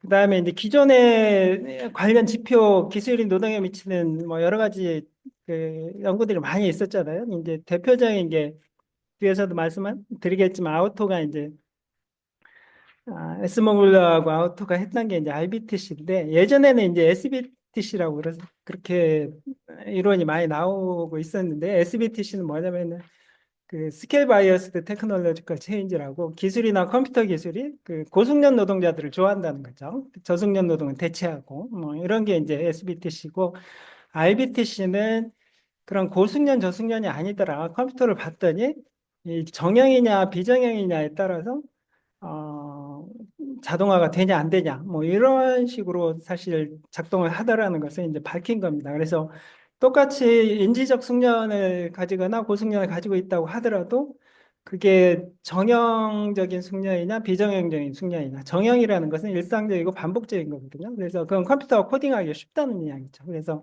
그런 기준을 가지고 분석을 해봤더니 루틴 베이스드 테크놀로지컬 체인지라고 해서 오히려 기술이 양극화를 시키더라. 뭐 이런 이론입니다. 그래서 그걸 이제 RBTC 이론이라고 하고 프레이 앤 오스본은 이제 대단히 유명한 연구인데 컴퓨터에 의해서 자동화될 수 있는 정도를 이제 측정을 한 거고요. 여기 여러 가지 방법들이 있습니다. 웹 같은 경우는 실제 특화 데이터를 이제 연결을 해서 분석을 한 건데 AI 지수, 로봇 지수, 소프트웨어 지수 뭐 이런 것들을 이제 도출을 했었고 온라인 고용 공고에서 본 발표 자료에는 포함시키지는 않았는데 AI 인력 비중 뭐 이런 지표도 있습니다. 그래서 관련 지표는 표를 참조하시면 될 것 같고요. 그래서 이 지표를 만들어 가지고 기존 숙련 지표하고 한번 관계를 좀 살펴봤어요. 그래서 간단한 회귀 분석을 통해서 상관관계를 좀 보려고 하는데 가장 기본적인 AI 노출도는 기본적으로 코그니티브한 숙련하고 상관관계가 좀 높습니다. 인지적 숙련하고 상관관계가 상대적으로 높고 그게 루틴하든 루틴하지 않든 여기 왼쪽 Y축에 있는 5가지 분류는 그 에스모글렌 아우터가 했던 그 분류 기준에 따라서 분류를 한 거거든요. 그래서 기존 AIOE 지표는 인지적이냐 비인지적이냐 뭐 이런 부분과 이제 상관관계가 좀 높고 상대적으로 그 논 루틴한 매뉴얼 뭐 이런 쪽하고는 그러니까 비정형적인 신체적 그러니까 대단히 정교한 그 육체적 노동을 하는 육체적 과학을 하는 부분하고는 관련성이 좀 떨어지는 뭐 이런 상관관계를 보여주고 GPT 노출도도 거의 비슷합니다. 그 다음에 이걸 실제로 그 보안성으로 조정을 해봤더니 루틴한 부분하고 보안성 조정 AIOE는 루틴한 부분하고 상관관계가 상대적으로 좀 높은 걸로 이렇게 좀 나왔고 사회적 능력을 조정한 부분은 루틴이 아니라 이게 인지적이냐 아니냐 뭐 이런 부분하고도 좀 상관관계가 좀 높은 걸로 이렇게 나왔습니다. 대인관계 비정형 대인관계 숙련 부분하고는 마이너스 관계 이게 조정을 한 거기 때문에 마이너스 상관관계가 이제 높은 형태로 나왔고 이 전통적인 컴퓨터라이제이션이나 뭐 이런 지표들은 그 RBTC 이론을 잘 반영을 하는 것 같아요. 그래서 루틴한 작업들을 이제 상관관계가 높은 지표가 로봇 지수도 이제 루틴 매뉴얼 쪽하고 상관관계가 대단히 뭐 이런 지표의 특성을 갖습니다. 그래서 이런 부분을 가지고 직종별로 그 AI 점수 분포들을 한번 살펴본 겁니다. 그래서 대분류 직종별로 본 건데 AI 노출도는 관리 전문 사무직 쪽에서 상대적으로 좀 높고 생산직 뭐 이런 단순직 이런 쪽에서 좀 낮습니다. 이걸 조정을 하면은 이런 단순직이나 판매직 이런 쪽에서 좀 비중이 높아지는 걸로 이제 바뀌는 걸로 나오는 거죠. 사회적으로 조정한 것도 거의 비슷한 추세를 나타내고 있고요. GPT도 뭐 GPT 쪽하고 AI 쪽 전통적인 AI 쪽하고의 비교를 해보면 GPT의 경우는 판매직 쪽에 상당히 높은 점수를 나타내요. 사무직하고 판매직 쪽 이런 특성을 좀 보여주고 있고요. 그다음에 컴퓨터에 의한 자동화 지표하고 로봇 지표도 보시면은 컴퓨터에 의한 자동화 지표는 이제 사무직. 그러니까 전통적인 컴퓨터에 의한 자동화는 코딩 가능한 사무직이나 생산직들이 대체될 가능성이 높다고 해서 이 점수가 좀 높은 편이거든요. 그래서 그런 걸 반영을 하는 것 같고요. 그래서 AI 노출도와 고용과 임금에 미치는 영향을 좀 분석을 해봤는데 통계청의 지역고용조사가 이제 4디짓 자료까지 제공을 하기 때문에 그 노출도에 따른 그 노출도를 한 세 가지 정도로 나눴습니다. 그래서 상위 20%, 하위 25%, 그다음 중간 이렇게 나눠봤는데 AI 노출도는 여전히 전문직, 사무직 이런 쪽의 비중이 높고 GPT는 특히 사무직 쪽이 상당히 비중이 좀 높은 걸로 나오고 있고요. 보안성을 조정하면 이 부분이 좀 줄어들고 생산직이나 뭐 이런 생산직 쪽, 그다음에 판매직 쪽에서 그 파란색이 높은 거거든요, 지표가. 영향을 받는 정도가 높은 걸로 이렇게 나오고 있습니다. 사회적 능력을 조정한 경우도 이제 그 사무직의 경우 비중이 좀 많이 높아지는 걸로 이렇게 볼 수가 있을 것 같고요. 컴퓨터 자동화 지표는 여전히 사무직하고 생산직 쪽이 좀 높죠. 로봇 같은 경우는 저쪽 생산직 쪽에서 기능원이나 조립원, 단순직에서 이제 노출도가 높은 걸로 나오고 있고요. 이거를 그다음에 아까 이제 그 보안성으로 조정한 부분인데 그 기존의 AI OA하고 보안성 지표를 같이 가지고 직업을 이제 나눠본 겁니다. 그래서 AI 노출도가 높고 또 보안성도 중간값 이상으로 높으면은 이거 좀 잘못 썼네. 이건 자동화가 아니라 증강이죠. 그 AI OE 노출도도 높고 그게 이제 보안성 정도도 높을 경우에는 자동화로 가는 경우로 볼 수 있고 AI OE가 중간성 높으면서 보안성이 낮으면은 이제 자동화될 수 있는 제가 이거 좀 표기를 잘못했습니다. 그래서 그 기존 IMF의 연구하고 제가 한국 자료 가지고 이렇게 연구한 거를 좀 비교를 해보면은 한국의 경우 미국이 상당히 높아요. 그 증강 파란색이 증강인데 증강의 가능성이 상당히 높고 주황색이 이제 자동화 가능성인데 한국의 경우 제법 좀 높은 편이라고 볼 수가 있을 것 같습니다. 그다음에 이거는 이제 어떤 방식으로 하냐면은 이건 ILO에서 한 건데 예를 들어 어떤 직업이 한 직업은 다양한 과업들로 이루어지거든요. 다양한 과업들로 이루어지는데 여러 과업들이 모두 AI와 관련성이 높으면은 상대적으로 자동화가 이루어질 가능성이 높다고 보는 거예요. 그리고 일부 과업만 AI하고 관련성이 있고 나머지 다른 부분은 관련성이 없으면은 자동화하기보다는 이제 보완할 가능성이 높다는 거죠. 예를 들어 이제 변호사 업무 같은 경우는 뭐 자료를 수집하거나 판례를 수집하는 업무들은 AI가 할 수 있지만 그 법정에 가서 변론을 한다거나 그 판사나 그 의뢰인들과 이렇게 상담을 하거나 이렇게 이 미묘한 변론 뭐 이런 부분들은 결국 인간이 할 수밖에 없는 거죠. 그래서 그런 부분 예를 들어서 전체 과업 중에서 그 과업들의 어떤 AI 노출된 표준 편차가 높으면은 증강할 가능성이 높다는 거죠. 그리고 표준 편차가 낮으면은 이제 자동화할 가능성이 높다. 예를 들어 텔레마케터 같은 경우 가지고 있는 대부분의 과업들이 AI가 할 수가 있기 때문에 이제 표준 편차가 낮은 겁니다. 이제 그런 식으로 이제 분류를 해본 거예요. 그래서 증강 잠재력이 있는 직업들은 이제 변호사나 웹 개발자 뭐 이런 부분들이고 자동화 잠재력이 높은 경우는 이제 텔레마케터, 전산자료 입력원, 뭐 여행사무원 뭐 이런 식으로 이제 구분을 해본 겁니다. 그래서 이것도 국제적으로 또 비교를 해보고 이렇게 해봤는데 다른 국가들하고 이렇게 비교를 해보면 한국이 제일 위에 있는 게 한국이거든요. 이게 잘 보이지는 않을 텐데 한국의 자동화 가능성도 높고 그 증강 가능성도 보완하는 가능성도 상대적으로 비중이 높은 걸로 이렇게 비교 분석을 한번 해봤습니다. 그다음에 AI 노출도와 고용을 이제 사업체 수준 노동 수요 함수를 그냥 한번 추정을 해본 거거든요. 여러 가지 이제 변수들을 좀 통제를 하고 사업체 수준에서 노동 수요 함수를 추정을 해봤는데 AI 지표들 대부분이 고용에는 좀 네거티브한 영향을 좀 미치는 것 같다 이렇게 볼 수가 있을 것 같고요. 그건 뭐 지표를 조정하거나 뭐 이런 경우에도 뭐 유사한 결과가 나오는 것 같습니다. 임금들하고의 관계를 보면은 AIO의 노출도 자체는 우상향하는 그러니까 임금이 높은 직업에서 노출도도 높은 것으로 볼 수 있고 이걸 조정을 하면 이제 거꾸로 됩니다. 반대로 되고 GPT 같은 경우는 약간 역일자형 비슷한 형태를 좀 나타내고요.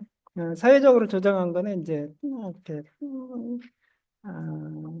고임금 직종에서 지표가 낮은 뭐 이런 식으로 나타나고 전통적인 이제 컴퓨터화나 뭐 로봇 지수를 보면은 약간 여기 U자 형태 비슷하게 나옵니다. 그래서 이런 부분들은 처음에 말씀드린 이제 RBTC 가능성이 상대적으로 좀 높은 거라고 볼 수가 있을 것 같고 이런 조정 AIO이나 사회적으로 조정된 AI 지표로 보면은 이거는 약간 SBTC 비슷한 뭐 이런 가설을 좀 증명하는 지표가 아닐까 뭐 이런 생각이 듭니다. 그래서 사업체 근로자 동식 패널 자료를 이용을 해서 사업체 간 직업 이동 뭐 이런 부분까지도 다 통제하고 고정 효과도 통제해서 임금 함수를 한번 추정을 해봤는데 노출도는 임금하고 약간 플러스의 관계.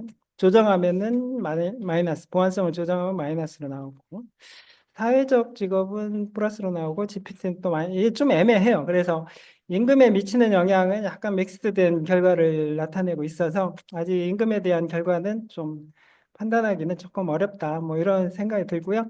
이게 임금 노출도라는 게 노출도가 높다고 해서 뭐 임금을 높이는 효과, 인과관계 효과로 보기는 조금 어렵고 오히려 이게 노출 회계계수값이 플러스라는 의미는 그 AI 노출에 의해서 고임금 노동자들이 대체될 수 있는 가능성, 잠재적 가능성을 나타내는 걸 오히려 해석을 해야 될 필요가 좀 있을 것 같아요. 그래서 AI 노출도로 보면은 고임금 노동자들이 좀 대체될 수 있을 것 같은데 그걸 조정한 지표로 보면은 저임금 노동자들이 대체될 수도 있는 이제 그런 결과를 좀 나타내는 것 같습니다. 그래서 기술적으로는 그 AI가 기술적으로는 고임금 고숙련 일자리와 관련성이 높지만 보안성이나 사회적 능력 결국 AI는 인간 사회에서 그걸 받아들일 거냐 안 받아들일 거냐에 따라서 현실적으로 적용이 될 수가 있는 거기 때문에 아까 처음에 말씀드린 대로 그 AI가 인간의 과업을 보완하는 측면이 강하다면은 고숙련 노동자들을 대체하거나 자동화하기는 좀 어려울 거다. 그래서 오히려 저임금 저숙련 일자리가 대체될 여전히 AI가 고임금 고숙련 노동자들을 대체하기보다는 여전히 저임금 저숙련 노동자들을 대체를 하고 만약에 이런 식으로 진행이 된다면은 이제 불평등이 증가할 가능성도 있고 근데 이제 사실은 결국 이 기술을 인간이 어떻게 받아들일 거냐의 문제인 것 같아요. 그래서 뭐 그런 이야기들을 합니다. 예전에 이제 그 시험관하기 도입을 할 때 여론조사를 해보면은 이제 그 기술이 도입되기 전에는 거의 한 반대하는 여론조사 비율이 한 75%, 80% 이렇게 나왔었거든요. 근데 실제 시험관하기 도입을 하고 이렇게 진행을 해보니까 반대하는 비율이 한 뭐 20%, 30%뭐 이런 수준으로 떨어졌다고 그래요. 그래서 그 AI가 도입 기술적으로는 여러 가지 가능성이 지금 기술 테크노크래트 빅테크 기업 중심으로 막 기술적으로 나가고 있는데 과연 이걸 인간이 사회적으로 어떤 방식으로 수용할 거냐 뭐 이런 여부에 따라서 고용과 임금에 미치는 영향, 불평등에 미치는 영향도 사실 달라질 수가 있다. 그래서 기술 발전과 그것에 대한 사회적 수용성이 서로 경쟁을 해가면서 AI가 채택되는 정도에 따라서 이런 결론들은 뭐 향후에도 많이 달라질 수 있을 것 같다. 뭐 이런 정도 좀 생각을 하게 됐습니다. 발표는 여기까지 마치도록. 안녕하세요. 조성재입니다. 요즘 금년에 유달리 AI와 관련한 심포지움이 굉장히 많이 열리고 있는데요. 왜 그렇게 생각해 보니까 저기 한 것 같아요. 아무래도 챗GPT가 이제 현실화되다 보니까. 근데 사실은 AI가 되면 전문직 일자리를 줄이겠다 이런 논의는 한 10년 전부터 나왔고 사실은 4차 산업혁명 얘기가 처음에 우리가 유행하던 것이 한 8, 9년 됐는데 그때서부터 나왔던 얘기인데 최근 들어서 오히려 굉장히 더 많이 주목을 받는 것은 역시 챗GPT의 영향이 아닐까 싶습니다. 그래서 이제 결국은 그 시대에 일자리가 어떻게 될 것이냐를 갖고서 이제 굉장히 많은 논의가 됐었고 걱정을 이제 다들 사실 많이 하죠. 근데 이제 고용 말고 전체적으로 이제 고용을 포함하는 노동 세계와 관련해서는 어떻게 할까? 조금 더 포괄적으로 좀 살펴볼 필요가 있다는 것이 제 문제의식이고요. 그 제목은 한국 경제 기대와 우려인데 저는 AI 시대가 아니라 AI와 관련되지 않은 것이 더 지금 우려되는 게 더 많아요. 정치도 그렇고요. 경제도 그렇고. 그래서 또 AI 시대의 새로운 노동이라고 제가 제목을 붙였습니다만 사실은 AI 시대에 새로운 노동은 없다가 제 답입니다. 별로 새롭지 않다. 그래 기존에 오히려 우리가 안고 있는 노동시장의 양극화라든가 아니면 노사관계의 파편화 이런 부분들을 해결을 해야지만 사실은 AI 시대에도 우리가 잘 헤쳐나갈 수 있다라고 하는 얘기를 드리고 싶습니다. 그래서 그렇게 목차가 구성되어 있고요. 문제 제기를 먼저 하자면 그래서 일자리 감소가 굉장히 불가피한 현상이다. 제가 말씀드렸듯이 8년 전에 슈밥이라고 하는 사람이 이제 세계경제 포럼에서 발표를 할 때 한 500만 개 일자리가 없어질 거야라고 이제 얘기를 해서 이제 충격을 이제 처음에 줬는데 그러면서 이제 들어온 것이 4차 산업혁명이 처음에 이제 공포 마케팅으로 들어온 거죠. 일자리가 없어질 테니까 조심해야 돼. 이런 걸로 들어왔었죠. 근데 사실은 저희들이 관심을 가져야 될 것은 일자리 양 이외에 사실 일자리 질 또는 공정성, 포용성 이런 것들이 아닐까라고 하는 생각이 듭니다. 이제 그것과 관련해서 이제 우리가 살펴볼 때 주류경제학이 그거에 대해서 얘기해 주는 바가 별로 없어요. 실증을 해야 될 텐데 오늘 이제 우리 전병희 교수님 실증도 받고 뭐 여러 가지 실증이 있지만 AI와 관련한 실증이 여태까지 나온 것이 별로 없어요. 왜냐하면 AI와 관련해서 현실 적용되는 것이 지금 별로 없기 때문에 아까 우리 송담비 박사 발표하신 것도 보면 아직까지 AI와 관련해서 우리 사회에 별로 된 것이 많지 않은 것 같다 이렇게 나오잖아요. 그래서 우리가 지금 살펴보는 거는 그렇게 실증에 기반해서 이제 살펴보는 것도 중요하지만 조금 더 정치 경제학적이고 제도 경제학적인 맥락에서 전체적 흐름을 살펴볼 필요가 있는 것이 아니겠냐라고 하는 부분이 되겠습니다. 그렇게 해서 이제 살펴보다 보면 우리가 에스모글러라는 사람을 이제 많이 주목을 하게 되죠. 노벨 경제학상을 받았는데 이 양반이 쓴 그 전에 이제 국가는 왜 실패하는가 좁은 회랑 그런 굉장히 대단한 저작인데 오히려 이제 작년에 나온 건 이제 권력과 진보라고 하는 책. 이 부분은 진짜 AI에 대해서 좀 이제 전면적으로 다루면서 우리가 갖고 있는 AI에 대한 환상들 이런 부분들을 갖다 이제 잘근잘근 이제 씹어주는 그런 책이 되겠습니다. 그래서 정치경제학적이나 이런 게 봤을 때 또는 뭐 에스모글러는 이제 굉장히 많은 이제 수학적 이론도 굉장히 강하고요. 실증 연구도 하고 뭐 이렇게 해서 그거를 또 정치학자하고 같이 해가지고 이렇게 책도 내고 이제 그런데 정치경제학적으로 봤을 때 이게 기술이 되면은 500만 개 일자리가 없어진다. 뭐 전문직의 일자리가 사라질 것이다. 이렇게 되는 부분과 관련한 부분들이 상당히 기술 결정론적으로 바라보고 있는 것이 아니냐라고 비판을 하는 거죠. 사실은 기술이 노동과 인간 사회에 미치는 영향을 우리가 선택할 수 있다라고 하는 부분을 갖다 이제 강조를 하고 있는 것이고 그런 점에서 기술이 결정론이 아니라 우리한테 필요한 것은 기술의 사회적 구성론 또는 사회기술 체계론이라고 하는 접근을 통해서 그걸 이해를 했을 때만 제대로 우리가 AI 기술을 인간에게 유리하게 활용할 수 있다고 하는 부분을 이제 강조한다는 것이죠. 그래서 우리가 노동과 관련해서도 말씀드린 대로 그렇다면 현재의 기반이 무엇이냐, 현재의 노동시장과 노사관계 기반 위에서 AI 기술이 접목이 되면 어떻게 변할 것이냐, 이거를 갖다 좀 살펴봐야 한다는 것이 되겠습니다. 그래서 그런 차원에서 제가 이제 4가지 영역을 살펴보도록 할 텐데요. 그래서 이제 관점을 보면 이제 말씀드린 대로 일자리의 양이 어떻게 줄어든다. 이거에 대한 것이 이제 굉장히 많은 걱정들을 하는데, 실제로 작년에 나온 이제 OECD 보고서나 이런 것을 보면 뭐 이게 기술이 돼갖고 이 자동화가 많이 되면 일자리가 줄어든다. 이게 한 가지 알려진 방향으로 이끄는 그런 획일적인 기술이 아니다라고 자꾸 얘기를 하고 있어요. 그리고 금년도 우리나라에서 벌어진 이 여러 가지 AI 관련 이제 심포지움을 제가 다 추적을 해봤는데요. 대부분 다 똑같은 얘기예요. 왜 일자리 대체와 관련해서 그렇게 많이 걱정을 하냐. AI 기술은 우리의 인간 노동을 보완하는 것이다라고 하는 논의가 주류인데 굉장히 많은 좀 대중적인 논의는 너무 일자리 대체 부분에만 너무 집착되고 있는 것이 아닌가라고 하는 생각입니다.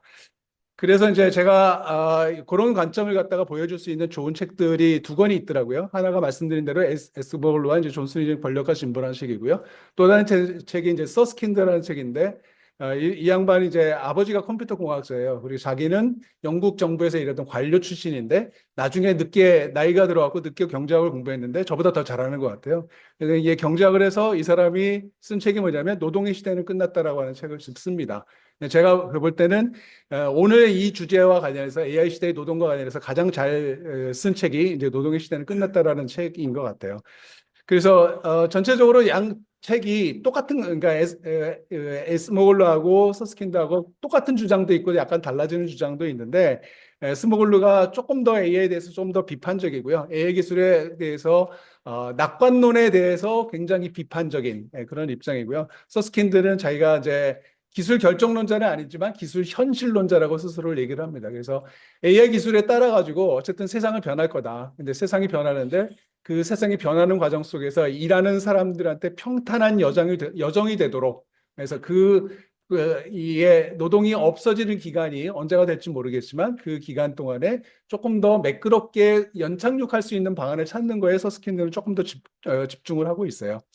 어쨌든 에스키모글루는 아까 말씀드린 것처럼 그럼 왜 그렇게 AI에 대해서 비판적이냐?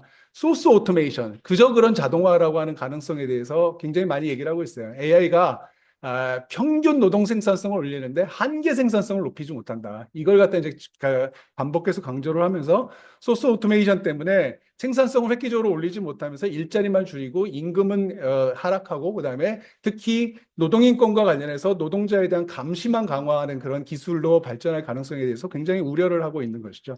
그래서 우리가 필요한 거는 이 에스모글루나 뭐 서스킨이나 다 마찬가지인데 기술 결정론 이런 거 말고 기술을 어떻게 경제적, 사회적으로 재구성할 것이냐, 이거에 대한 이제 고민들을 좀 해야 된다라고 하는 부분이 되겠습니다. 뭐 두 사람의 공통점은 이제 뭐 구글이나 뭐 이 메타나 뭐 여러 가지 이게 실리콘밸리에 있는 이제 이 빅테크를 갖다가 이제 교제해야 된다는 점에서는 둘이 공통점을 갖고 있는 건데요. 어쨌든 노동과 관련해서도 이제 그런 부분들이 중요할 것 같습니다. 제가 살펴보는 건 그래서 말씀드린 대로 굉장히 세세하게 어떤 한 부분에 대해서 얘기하는 것이 아니라 전체적으로 우리 사회의 노동시장과 노사관계에 무슨 영향이 있지? 이걸 살펴보기 위해서 이제 기술을 두 가지로 나눠본 거예요. 하나는 왼쪽에 기술의 AI 기술이 어떻게 생산되냐, 아래 부분은 AI 기술이 어떻게 활용되냐. 이제 길스라고 하는 이제 학자가 이제 얘기하는 거는 사실은 기술의 생산, 유통, 활용 이렇게 세 가지 측면을 나눠가지고 이제 사회기술 체계론을 갖다 적용을 하는데요. 저는 그냥 단순하게 해가지고 이제 생산 측면과 활용 측면 두 가지로 나눈 겁니다. 그래서 생산 측면은 당연히 AI 소프트웨어, IT 엔지니어들이 있겠죠. 그들이 이제 하고, 물론 당연히 그들을 추동하는 것은 빅테크이겠지만 실제적으로 개발을 하는 것은 과학자하고 엔지니어들일 겁니다. 근데 우리는 이렇게 해서 아주 우아한 세계의 최첨단에 있는 AI 기술자들이 이걸 다 만드는 걸로 알고 있는데, 알고 보니까 오른쪽에 있는 미세노동과 컨텐츠 모더레이터라고 하는 부분들이 있더라. 이게 뭐냐면 데이터 라벨링을 하는 사람들이 이제 많은 거예요. 실제로 AI가 학습할 수 있도록 데이터를 갖다가 입력해 주지 않으면, 데이터에다 라벨을 붙여주지 않으면 자율주행차가 자율주행을 할 수가 없습니다. 자율주행을 판단할 수 있는, 이건 사람이야, 이건 건물이야, 이거는 가로수야, 이걸 다 지정을 해줘야 된다라고 하는 거죠. 그런 부분들 하는 것이 이제 미세노동인데, 굉장히 이런 부분이 가려져 있기 때문에 우리가 이제 이걸 유령 노동이라고 부릅니다. 그리고 사실 유령 노동을 갖다가 우리 빅테크들은 별로 드러내고 싶지 않죠. 왜냐하면 저기 있는 이제 케냐에 있는, 나이지리아에 있는 노동자들한테 한 20센트 주고 30센트 주고 그 일을 시키고 있기 때문에 별로 드러내고 싶지 않다는 것이 좀 문제가 되겠습니다. 어쨌든 AI 기술 생산이라고 하는 측면에서 우아한 백조의 세계뿐만 아니라 물밑에서 이게 헤엄치고 있는 또 다른 어쨌든 미세노동과 컨텐츠 모더레이터가 있다라고 하는 부분이 있을 거고요. 아랫부분에 가면 이제 AI의 기술의 활용입니다. 활용은 그러면 AI 기술이 되면 요즘 가서 휴머노이드 로봇이, AI 기술 자체는 사실은 어떻게 보면 소프트웨어이기 때문에 그대로 현장에서 제조업에서 노동자를 대신할 수 있는 건 아니죠. 노동자를 대신하는 건 로봇이죠. 근데 로봇은 하드웨어 기술이기 때문에 사실은 그것과 AI 기술이 이제 합쳐진 것이 AI 휴머노이드잖아요. 휴머노이드 로봇이 돼야 되는 건데, 그 부분이 그러면 언제 될 거냐? 지금 신문에 나는 걸 보고서 제조업 노동자 정말 큰일 났다라고 얘기하는데 몇 년 걸릴 것 같네요. 예, 제가 드리고 싶은 말씀은 그거를 갖다가 걸리는데 굉장히 오랜 시간이 걸릴 것이다. 왜냐하면 휴머노이드 로봇 투입하는 것보다 개도국에 갖다가 옵쇼어링 하는 게 훨씬 더 싸잖아요. 예, 그래서 그런 부분에서 AI 기술이 활용이라고 하는 부분들도 프론티어에 있는 거, 나오고 있는 거, 제일 앞에 있는 것만 우리가 논의를 하기 시작하면 AI 기술에 대해서 쓸데없는 이제 공포심을 갖게 되고, 그런 부분들이 오히려 현재의 문제를 갖다 해결하는 데 있어서 저해가 된다라고 하는 부분을 갖다 제가 말씀드리고 싶습니다. 네, 그다음에 오른쪽에는 이제 배달, 운전, 기사 등 지역 기반형 이제 플랫폼 노동이 있어요. 여기 이제 초록색으로 표시된 부분은 플랫폼 노동인데, 플랫폼 노동 방식으로 아까 얘기했던 이제 미세 노동도 플랫폼 노동 방식으로 이루어지고요. 그다음에 이거는 이제 주로 앱 기반이고요. 아래는 주로 웹 기반으로 해가지고 되는 배달이나 아니면 운전, 뭐 그다음에 가사, 뭐 여러 가지 이제 지역 기반화하고 있는 이제 플랫폼 노동이 되겠습니다. 그 밖에 이제 AI가 되더라도 사실은 이제 육체 노동이 있을 거고요. 그다음에 우리가 필수 노동이라고 하는 부분이 있는데, 필수 노동은 우리 코로나19 시기에 사회적 거리 두기를 했음에도 불구하고 여전히 지속되고 있는 노동이 있더라라고 하는 부분이고, 그런 부분들을 우리가 필수 노동이라고 얘기를 했습니다. 알고 보면 음식 배달을 해주거나 택배를 하거나 아니면 돌봄 노동, 가사 노동 이런 부분들을 전부 다 필수 노동이라고 할 수 있는 거고, 이런 부분이 AI 시대에 대체될 거다라고 보는 사람은 없을 거잖아요. 오히려 이런 부분은 이제 플랫폼을 매개로 연동이 될 텐데, 그렇지 않은 부분과 그렇지 않은 그럴 부분들 좀 나눠서 살펴볼 필요가 있을 겁니다. 그래서 아까 말씀드린 미세 노동은 그 AI 기술 개발에 필요한 데이터를 가공하는 일이고요. 그 데이터 라벨링이 이제 대표적인 그 노동이 되겠습니다. 원래 이제 아마존의 M터크에서 시작이 됐는데 휴먼 인텔리전스 태스크라고 그래갖고 기계는 그거를 개냐 고양이냐를 갖다 참 판단을 잘 못하죠. 그러니까 그거를 계속 학습시키기 위해서 이제 인풋을 시켜주는 그런 노동이 되겠습니다. 그다음에 말씀드리는 이제 후진국에서 많이 활동을 하고 있고요. 그래서 노동의 특징이 뭐냐? 분산성, 분절성, 개별성, 비가시성, 저임금, 뭐 일부 많이 하면은 고소득을 올릴 수 있고 그렇기 때문에 그 부분과 관련해서 이제 홍보를 하기도 하는데 대부분의 경우에서는 이런 좀 부정적인 특징을 좀 많이 갖고 있다고 볼 수가 있겠습니다. 그래서 이 부분은 그러면 이제 혹자는 그렇게 얘기를 하죠. 그러니까 AI가 발달하면 자기가 스스로 판단하게 될 거야. 그래서 스스로 이제 데이터가 자동으로 입력되는 방식으로 가게 되면 미세노동은 없어지지 않겠냐라고 하는데 제가 볼 때는, 그리고 또 다른 전문가들이 볼 때는 매우 오래 계속될 거다. 그러니까 이걸 인풋하는 미세노동 자체가 이게 형태를 바꿔가면서 어쨌든 새롭게 기존에 입력된 것들은 그대로 이제 활용할 수 있겠지만 새롭게 또 생기는 현상들이 있기 때문에 그거를 반영한 미세 노동이 생길 거다라고 얘기를 합니다. 미세 노동 중에서 조금 더 특수한 것이 이제 컨텐츠 모데레이터라고 하는데요. 이 부분은 소셜 미디어 이제 플랫폼에 이제 공유되는 걸 중에서 보면 굉장히 그 폭력적이거나 선정적이거나 뭐 심지어 이제 아동 성폭력과 관련된 이런 걸 좀 막 올라오고 있는 거거든요. 그걸 이제 책임을 져야죠. 사실은 이제 그 페이스북도 그렇고 그걸 책임져야 되기 때문에 그걸 이제 걸러내는 작업을 하는 거예요.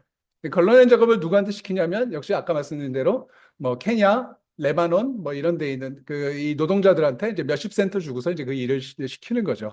그래서 디지털 통제를 이제 하면서 옵쇼링을 이제 하고 있는 거기 때문에 이 노동은 이제 우리가 뭐 보통 이제 서비스 노동하는 중에서 일부가 이제 감정 노동을 겪는다 그러는데 그거보다 이제 훨씬 더 큰 정신적 고통을 이제 겪는 거죠. 그 하루 종일 그걸 보고 있는 거예요. 폭력적인 거를, 컨텐츠를.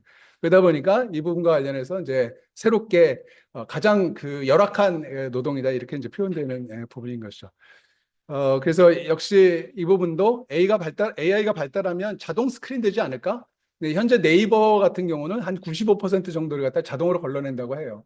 반대로 얘기하면 5%는 HIT, 그러니까 휴먼 인텔리전스 태스크가 필요하다라고 하는 얘기고 그런 점에서 계속되는 이 노동이 아니겠냐라고 하는 생각이 듭니다. 그래서 제가 알겠은 대로 디지털 쓰레기는 계속된다. 어느 전문가가 이렇게 썼어요. 그러니까 쓰레기는 계속 올라오기 때문에 쓰레기를 계속 걸러줘야 되는데 그게 이제 인간이 판단할 수 있는, 그러니까 AI가 판단하지 못하는 영역이 여전히 몇 %는 남아 있을 거다라고 하는 점에서 이런 노동도 주목해야 될 거다라고 하는 부분이죠.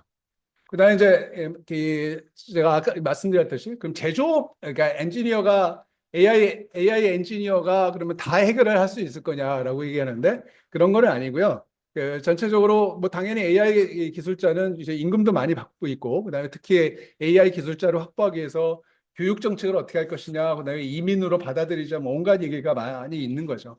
근데 AI 기술이 되면은 모든 것이 그러면 다 덮어질 거냐? 그러니까 예를 들면 전기 시대가 이네블링 테크놀로지라고 했는데 전기가 모든 기술을 다 해결해 주는 건 아니잖아요. 마찬가지로 AI는 기반 기술이죠. 이네블링 테크놀로지고 아까 우리 송담비 박사는 이제 범용 기술이라고 이제 말씀하셨는데 범용 기술이자 그러니까 이네블링 테크놀로지니까 다른 기술과 결합이 돼야 되잖아요. 그러니까 다른 업종별 조선이다, 뭐 자동차다, 전자다, 아니면 무슨 여러 가지 화학이다 이런 산업들과 결합이 돼야 되는데 그걸 이제 도메인 지식이라고 합니다. 각 업종별 도메인 지식과 결합이 돼야 되기 때문에 그런 부분에서 엔지니어들이 이 AI 기술을 흡수해 갖고 자기 것으로 할 수 있느냐라고 하는 부분들이 오히려 이제 중요하다라고 하는 것이죠. 근데 이제 우리나라에서 그런 엔지니어가 그 어떤 상태에 있느냐라고 하는 걸 이제 알아야 되잖아요. 근데 유감스럽게도 AI 엔지니어에 대한 연구가 정말 너무너무 없어요. 그러니까 노동연구원에서 제가 10년 전에 한 거하고 제가 재작년에 한 거하고 이제 두 개의 연구가 있습니다. 그래서 이게 가만히 살펴보면 우리나라의 엔지니어의 위상이 계속 떨어져 왔어요. 그래서 특히 이제 많이 떨어진 게 IMF 때 고용 조정을 할 때 엔지니어도 예외 없이 이제 잘리다 보니까 이제 그야말로 대기업 연구소의 노동자가 된 거죠. 그런 점에서 상대적 지위가 하락했고 상대 임금도 계속해서 줄어왔다는 것이 이제 제 그 보고서에 이제 나와 있습니다. 그래서 최근에 무슨 MG 노조 생긴다 그러면서 이 사무관리직 노조를 MG 노조라고 자꾸 세대 노조로 몰고 가는데요. 그게 아니라 제가 볼 때는 그 지금 MG 노조라고 언론에서 얘기했던 그 노조들의 위원장들 대부분 다 엔지니어들이에요. 엔지니어들이 그 상대 임금이 하락하는 걸 이미 느끼고 있는 거죠. 그런 점에서 이제 노조로 많이 이제 결성되고 이렇게 되고 있는데 심지어 이제 요즘은 엔지니어가 이제 해외 유출되는 경우도 많죠. 해외로 굉장히 많이 한 3만 명 정도가 빠져나간다고 하는데 우리나라 전체 엔지니어 숫자를 지금 한 40만 명 이상 보거든요. 근데 굉장히 많은 숫자가 이제 국내에서 뭐 해봤자 사실은 공부 비슷하게 했는데 의사가 받는 이 대우에 비해서 이제 굉장히 이제 이 열악하다 이런 것들 때문에 사실은 이공계 위기 담론이라고 하는 것이 2000년대 초반부터는 나타났는데 여전히 우리는 20년째 지금 이공계 위기 담론을 해결하고 있지 못하다. 네, 그런 점에서 어쨌든 엔지니어 전반에 대한 정책이 필요한 부분이고 그 엔지니어들이 도메인 지식을 갖고 있는 엔지니어들이 AI 기술자가 합쳐갖고 그래서 그렇게 이제 합쳐진 걸 갖다가 인베디드 엔지니어는 이제 소프트웨어가 하드웨어 엔지니어가 이제 합쳐지는 경우고요. 그다음에 인바디드 엔지니어는 요즘 이제 AI 로봇이라든가 이런 부분들을 인바디드 엔지니어라고 하는데 어쨌든 이런 것들이 결과적으로는 AI 기술 한다고 그래갖고 우리가 보통은 옛날에도 보면 바이오 유행한다 그러면 바이오와 관련해서 막 대학원 정원을 막 늘려요. 근데 그 나중에 어떻게 되냐면 바이오 전공한 대학원생들 취직할 데가 없어요. 그러니까 이게 유행이 지나고 나면 지금도 사실은 AI가 되면 다 될 것처럼 얘기하는데 그렇게 그러니까 유행에 너무 휩쓸리는 정책들 이런 것들 하지 말고 차분하게 우리가 각 영역별로 키워야 될 부분들을 도메인 널리지가 필요한 부분들, 도메인 널리지와 AI와의 기술과의 결합 이런 부분들에 대해서 조금 더 생각할 필요가 있다는 생각입니다. 몇 분 정도 나갔네요. 아, 그렇습니까? 예. 내가 한 말씀 그러면 더 드리면, 예를 들면 제가 균형 잡힌 것이 필요하다는 것이, 그러니까 예를 들면 우리나라에서 이제 섬유의료 산업은 사양산업이라고 규정을 해버리잖아요. 섬유의료 산업, 사양산업 규정을 하고 2004년 이후로 국비유약선을 안 보내요. 근데 지금 예를 들면 중국 같은 경우는 AI 기술도 발전하고 여러 가지 혁신도 하는데 중국은 바로 그 섬유의료 산업에서 매스 커스터마이제이션을 갖다 굉장히 잘하고 있어요. 딱 그래서 옷을 딱 그러니까 우리 한 번 옷을 찍어내면 뭐 몇만 장 이렇게 찍어내잖아요. 근데 그 중국 같은 경우는 하면은 3장 찍고 5장 찍고 이런 식으로 그야말로 커스터마이제이션을 매스 프로덕션으로 해결할 수 있는 그건 뭐냐면 섬유의료와 관련해서도 굉장히 많은 엔지니어를 갖다가 지금 양성을 하고 있는 그런 건데 우리나라는 너무 유행을 따라가다 보니까 섬유의료는 사양산업 그럼 이제 지원 안 해. 이걸 하는데 우리가 이제 의식주 같은 거는 아주 가장 기본적인 거기 때문에 그런 점에서는 이제 이런 제가 말씀드린 대로 AI와 도메인 널리지와의 결합 기술 지식의 형성이라고 하는 부분을 좀 강조드리고 싶습니다. 그다음에 AI뿐만 아니라 그 이전에 사실은 IT나 소프트웨어도 보면 우리가 엔지니어의 난방 한계선이 대전이라고 얘기해요. 영호남 지역에 가면 AI 그 소프트웨어나 IT 기술자들이 살아남기가 어려워요. 다 서울로 가버립니다. 그리고 그나마 남아있는 것이 대덕연구단지하고 뭐 카이스트가 있는 대전 정도인데 또 천안에 있는 어느 업자를 만났더니 그러더라고요. 대전도 안 되고요. 판교가 남방 한계선입니다. 그러니까 우리나라 이제 지역 균형 발전을 얘기를 할 때 사실은 AI 시대에 오히려 더 지역 균형 발전에 역행되는 인재의 그 분포, 수도권 집중 현상 이런 부분들이 좀 문제가 될 거라는 생각이 드네요. 어쨌든 제가 이번 작년에 이미 챗GPT가 나온 이후에 설문조사한 건데요. 제품 개발 엔지니어, 생산기술 엔지니어, 기술 영업 지원, 일반 사무관리 4개의 직종으로 나눠가지고 100명씩 다 한 기업에 4명씩 뽑아가지고 400명을 조사를 한 거예요. 그래서 우리나라에 그러면 제가 말씀드린 도메인 널리지를 갖고 있는 기술 엔지니어들은 어떤 생각을 갖고 있을까 그랬더니 내 업무에서 이미 AI 기술 활용하고 있다는데 한 8%밖에 아직 안 됩니다. 그렇지만 AI 기술이 곧 적용될 것이다 19.3%, 언젠가 적용될 것이다 47.3%. 그래서 대체적으로는 AI 기술과 관련해서 언젠가는 올 거라고 생각하지만 지금 현재 단계에서는 그렇게 많이 온 것 같지 않다. 근데 이제 내 업무에 AI 기술 상관이 없다라고 하는 것이 각 직종별로 한 20% 정도 나오네요. 그래서 요 질문을, 요 응답자를 빼고 나머지 이 AI 기술이 될 것 같다라고 하는 이 사람들한테 AI 기술 현재 업무에 미치는 영향을 물어봤어요. 그랬더니 크게 변화하지 않지만 생산성을 높여줄 것이다. 이게 아까 전병희 교수님이 말씀하신 이제 어그멘테이션이죠. 어그멘테이션이 될 거는 한 27.1%. 그다음에 시간이 줄어들어 다른 통합될 것이다. 한 35.8%. 거의 없어질 것이다. 9.5%. 별로 없어질 거에 대해서 우리나라 엔지니어들이나 화이트 칼라 별로 많이 걱정하고 있지 않아요. 그 실제로 그렇게 될 거라고 저도 보이지 않습니다. 그러니까 필요하면 제가 기술연구소들 가서 다 인터뷰를 해봤거든요. 여기서 뭐라고 얘기하냐면 우리 AI 기술 그럼 정 없으면 사오면 되죠. 우리가 사오면 되는데 그걸 갖다가 우리가 모두 다 AI 기술자를 갖다가 모든 연구소가 다 거쳐야 될 것처럼 그렇게 몰고 가는 거는 좀 잘못된 것 같다라고 하는 생각입니다. 그다음에 앞으로 공부하면 될까라고 했더니 신규로 잘 적응할 수 있을 것 같다가 55.8%. 특히 이게 이제 100명이기 때문에 퍼센트가 빈도수가 똑같은데요. 제품 개발 엔지니어는 한 64%가 똑같이 열심히 공부하면 신기술에 적응할 수 있을 것 같다고 그래갖고 아까 말씀드린 대로 정 안 되면 사오고 그렇지만 기본적으로 챗GPT를 쓰거나 아니면 다른 현재 쓰고 있는 소프트웨어 업그레이드라고 하는 측면에서는 어느 정도는 따라잡을 수 있을 걸로 보고 있는 걸로 나타났습니다.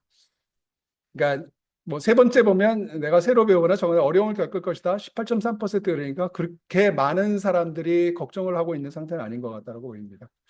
아까 얘기했던 이제 네 번째 영역인데요. 지역 기반 플랫폼 노동이라고 하는 거는 이제 처음에 이제 공유 경제라고 해서 등장을 했죠. 그래서 에어비앤비, 그다음에 우버 이런 부분들은 남는 자원을 갖다가 우리가 공유해서 활용을 할 수 있으니까 좋아할 거다라고 했는데 나중에 보니까 플랫폼 업자들이 와서 결국은 뭐 자산 공유도 에어비앤비는 여전히 되고 있지만 사실은 그거에 전용 사실은 집을 갖다 이제 꾸며갖고 집 빌려주고 이렇게 하죠. 그래서 나중에 보니까 결국은 노동자의 공유로만 그치고 있는 것이 아니냐라고 하는 거고, 그다음에 가격 전략에 이제 다이내믹 프라이싱이라고 그래가지고 동태적 가격 전략을 하기 때문에 노동자들의 수입을 그때그때 다 조정을 하죠. 그러니까 우리가 음식 배달하는 것도 노동도 보면은 시간대별로 음식 배달료가 다 달라져요. 그러니까 어떤 거는 3,000원, 시간대가 피크 타임에 오면 4,000원 주고 이렇게 다이내믹 프라이싱을 하잖아요. 이런 부분들이 그야말로 전통적인 이제 우리 산업적인 노릇은 좀 해명하기 어려운 이제 그런 부분들을 좀 하고 있는 것 같고요. 그다음에 실제 노동을 보니까 알고리즘에 따라 AI가 지시하고 통제를 하더라. 그러니까 우리 플랫폼 노동이라고 하는 부분이 처음에는 AI가 기술이 없었기 때문에 그렇게까지 AI가 정밀하게 지시하지는 않았는데 그게 이제 다음 그림 보시면 예를 들면 음식 배달하는데 여기 왼쪽에 보면 여기서 파란색에서 파란색으로 배달하라고 AI 이렇게 배차를 해요. AI 배차가 이제 이 업무를 배정을 하죠. 근데 실제로 노동자는 어떻게 하냐면 저렇게 갈 수가 없잖아요. 그래서 이렇게 돌아서 갑니다. 그래서 이제 처음에 AI가 배차는 너무 이게 기능이 떨어진다 이렇게 비판을 해갖고 조금 업그레이드가 되긴 했어요. 그렇지만 여전히 그 동네의 지리적인 특성, 언제 학생들이 막 쏟아져 나올 때는 그쪽으로 오토바이를 몰고 가면 안 된다. 그런 어떤 그 지역의 맥락적인 지식을 갖고 있는 거는 노동자들인데 AI가 그걸 갖다가 다 감안해서 업무 지시를 하기 어렵다라고 하는 부분입니다. 그런 점에서 아까 전체적으로 알고리즘에 따라 알고리즘이 이제 노동자한테 업무 지시를 하는데 그 알고리즘의 업무 지시는 얼마만큼 합리적일까라고 하는 겁니다. 그래서 합리성, 적합성, 공정성 등의 문제를 낳고 있고 아까 얘기했듯이 AI가 배차를 해갖고 여기서부터 여기까지 너는 20분 내에 배달을 해라고 얘기를 해요. 그러면 노동자는 실제로는 30분이 걸리는데 20분 만에 하기 위해서 신호를 위반을 하고 빨리 달려서 갑니다. 그러다가 사고가 나요. 지금 현재 우리나라 산업재해 중에서 오토바이를 몰고 있는 음식 배달 라이더들의 산재율이 굉장히 높은 상태입니다. 근데 그 이유 중에 하나가 뭐냐면 그거를 다 프라이싱에 반영을 해요. 이 사람들이 내가 지시하는 대로 정해진 시간에 그다음에 소비자가 만족을 했다 뭐 이런 것까지 전부 다 알고리즘 그때그때 다 판단을 하거든요. 그러니까 그걸 알고 있기 때문에 노동자들은 알고리즘의 지침에 맞춰갖고 그러니까 굉장히 빨리 달려가고 그다음에 아파트 5층도 뛰어 올라가고 이런 것들을 하고 있는 거죠. 그러다 보니까 그러니까 이 산업 안전에도 이제 위험이 되는 그런 상황이 되겠다고 볼 수가 있겠습니다. 그래서 사용자의 책임은 사라졌고, 근데 이제 노동은 굉장히 고립되는 그런 이 상태이기 때문에 사실은 음식 배달과 관련해서 세계적으로 파업도 굉장히 많이 일어났고요. 심지어 중국에서도 뭐 시위도 많이 일어났고, 유럽에서도 이탈리아에서도 파업, 그러니까 많은 부분들이 이제 노동자들이 이제 반박, 저항이라고 하는 부분들이 이제 생겨나다 보니까 굉장히 여러 가지 형태의 이제 사회 안전망을 마련해야 된다. 그다음에 노동권을 부여하자, 단체 교섭하자, 사회적 대화하자. 그러니까 우리나라도 그렇고 세계적으로도 이제 그렇게 전개되어 왔는데 여전히 충분하지 않다라고 하는 말씀을 좀 드립니다. 그다음에 이제 제조업이 남았는데요. 그 제조업과 관련해서는 아까 말씀드린 대로 AI 시대가 되면 휴머노이드 로봇이 인간을 대체할 것이다라고 하고 엊그저께 뉴스 보니까 BMW가 휴머노이드 로봇을 도입해서 1000개의 작업을 갖다가 로봇이 하는 걸 갖다가 이제 공개를 했다 그러는데요. 그거는 이제 역시 이제 독일은 인건비가 비싸니까 뭐 그렇게 할 수 있겠죠. 그렇지만 독일조차도 BMW조차도 그렇게 하려면 굉장히 오랜 시간이 걸릴 것이다. 그 부분과 관련해서 이제 가장 앞서 나가 있는 것이 이제 테슬라의 공장이죠. 그 테슬라 공장에 보면 이 처음에 이제 기가 팩토리 그래가지고 우리는 그냥 한 번에 프레스하고 차체 공장을 한 번에 할 수 있도록 한 번에 찍어내겠다라고 해갖고 이제 기가 팩토리 했는데 그 테슬라 자동차라고 해가지고 그 차체 공정만으로 자동차를 생산할 수는 없죠. 그러니까 배터리도 만들어야 되고 그다음에 최종 조립 공정에서는 다 일일이 조립을 해야 되잖아요. 그 최종 조립 공정의 자동화율은 아무리 높아져도 30%를 넘지 못한다는 것이 전통적인 학설이에요. 예, 그러니까 실제로 그래가지고 다른 사람들도 이제 자동화를 갖다가 이제 많이 시도를 했는데 결국은 이제 이 자기가 트위터에다가 이제 쓰죠. 내가 완전 자동화를 했던 거는 헛된 꿈이었어. 그랬더니 이제 많은 학자들이 아까 얘기했던 에스모홀로도 그렇고 서스킨드도 그렇고 많은 학자들이 그걸 인용을 했는데 어쨌든 완전 자동화를 공정을 하면 이 굉장히 그 번거로운 노동 그리고 말 안 듣는 노동을 갖다가 우회해서 우리가 정말로 멋있는 사업을 할 수 있을 거라고 하는 거는 옛날부터 특히 이제 1980년대 같은 경우는 그런 뭐 노력들이 자동차 공장을 중심으로 해서 세계적으로 굉장히 많이 확산됐었어요. 근데 그런 이상은 계속 있었지만 여전히 계속해서 잘 안 됐던 것이 완전 자동화에 대한 이제 열망이죠. 그리고 AI 시대, 휴머노이드 로봇이 된다고 하더라도 그거는 굉장히 이상에 불과할 것이다 라고 하는 부분이 되겠습니다. 그래서 이게 어떻게 될 것인가 라고 하는 부분을 갖다가 보기 위해서 우리가 스마트 공장 사례를 먼저 볼 수가 있거든요. 아시다시피 스마트 공장은 이미 박근혜 정부에서 한 2만 개 하겠다고 시작했다가 문재인 정부에서 3만 개로 늘렸어요. 그래서 해봤는데 그러면 스마트 공장이 뭐냐? 세 가지 구성 요소가 있어야 되거든요. 하나는 이제 정보화, 또 하나는 자동화, 또 하나는 지능화입니다. 그러니까 지능화 단계까지 가야지 되는데 실제로 정보화 단계를 갖다가 ERP하고 MES라고 하는 걸 이제 깔아주는 소프트웨어 깔아주는 정도로 끝인 공장이 대부분이에요. 3만 개 중에서. 그래서 스마트 공장에 레벨 1, 2, 3, 4가 있는데 레벨 3가 된 것도 굉장히 적고 대부분 다 레벨 2 정도 아니면 레벨 1에 그치는 것도 많은 그런 걸로 봤을 때 우리가 뭔가 스마트해지고 AI에 의해서 그야말로 돌아가는 나이스한 공장이 될 거다. 근데 우리나라에서 WEF가 선정한 스마트 공장이 3개가 있습니다. 그 3개가 포스코하고 LS전선하고 그다음에 LG전자 창원 공장인데요. 그래서 LG전자 제가 창원 공장에 대해서 조사를 좀 해봤어요. 그랬더니 역시 잘하네. 디지털 트윈도 이제 만들고 해서 잘하고 있는데 그런 부분들이 원래 사실은 LG전자가 가장 도요다적인 생산 방식, 린 생산 방식에 가까운 것을 하고 있었거든요. 그게 여기 제가 LG웨이의 이 공장이 이제 세탁기를 만드는 공장입니다. 세탁기를 하고 에어컨 만드는 공장은 도요타하고 굉장히 많이 비슷한 특성들을 갖다 이제 많이 갖고 있어요. 그래서 이게 인간의 노동을 갖다가 제대로 잘 조직해서 하고 있구나라고 이제 생각을 했는데 지금 1공장 같은 경우는 말씀드린 대로 이 디지털 트윈을 비롯해서 스마트 팩토리에 지능화 기술이 굉장히 많이 들어왔어요. 그러면 어떻게 될까? 현대차처럼 노동 배제적인 자동화를 하는 것이 아닐까라고 해서 살펴봤는데 역시 경로 의존적으로 원래 일터혁신을 잘하는 기업들, 노동과의 조화, 숙련공을 제대로 잘 조직하는 기업들은 첨단 기술이 들어오는 과정 속에서 어떻게 그 첨단 기술이 잘 적응할 수 있을지를 갖다 좌우하는데 숙련공이 역할을 하더라라고 하는 부분이고, 그 다음에 그것이 운영되는 데 있어서도 그런 숙련공이 여전히 큰 역할을 하더라라고 하는 점에서 저는 도요타보다 오히려 더 나은 상태로 가고 있는 것이 아니냐. 그래서 그런 부분을 갖다가 우리가 이제 학자들이 린 어그멘테이션이라고 얘기를 하거든요. 여기도 어그멘테이션이라는 얘기를 하는데, 어쨌든 오히려 도요타는 굉장히 아시다시피 자동화나 정보에 대해서 굉장히 소극적이에요. 왜냐하면 내가 하고 있는 방식이 지금 세계 최고인데 뭐하러 그래? 인간은 노동에 잘 조직하고 있는데 뭐하러 자동화 기술을 도입하냐? 이런 게 굉장히 소극적인데, 그런 부분에서 오히려 LG전자가 조금 더 적극적으로 인간 노동과 신기술과의 이제 조화를 접합시키려고 노력을 했고, 그 부분에서 좀 성공적인 모습을 보여주고 있는 것 같습니다. 여기까지 얘기할 시간은 없는 것 같고요. 그다음에 그래서 이 제조업에서도 왜 그렇게 그러면 제조업에서 AI 기술이 된다고 그래갖고 갑자기 뭐 획기적으로 변할 것 같지 않냐.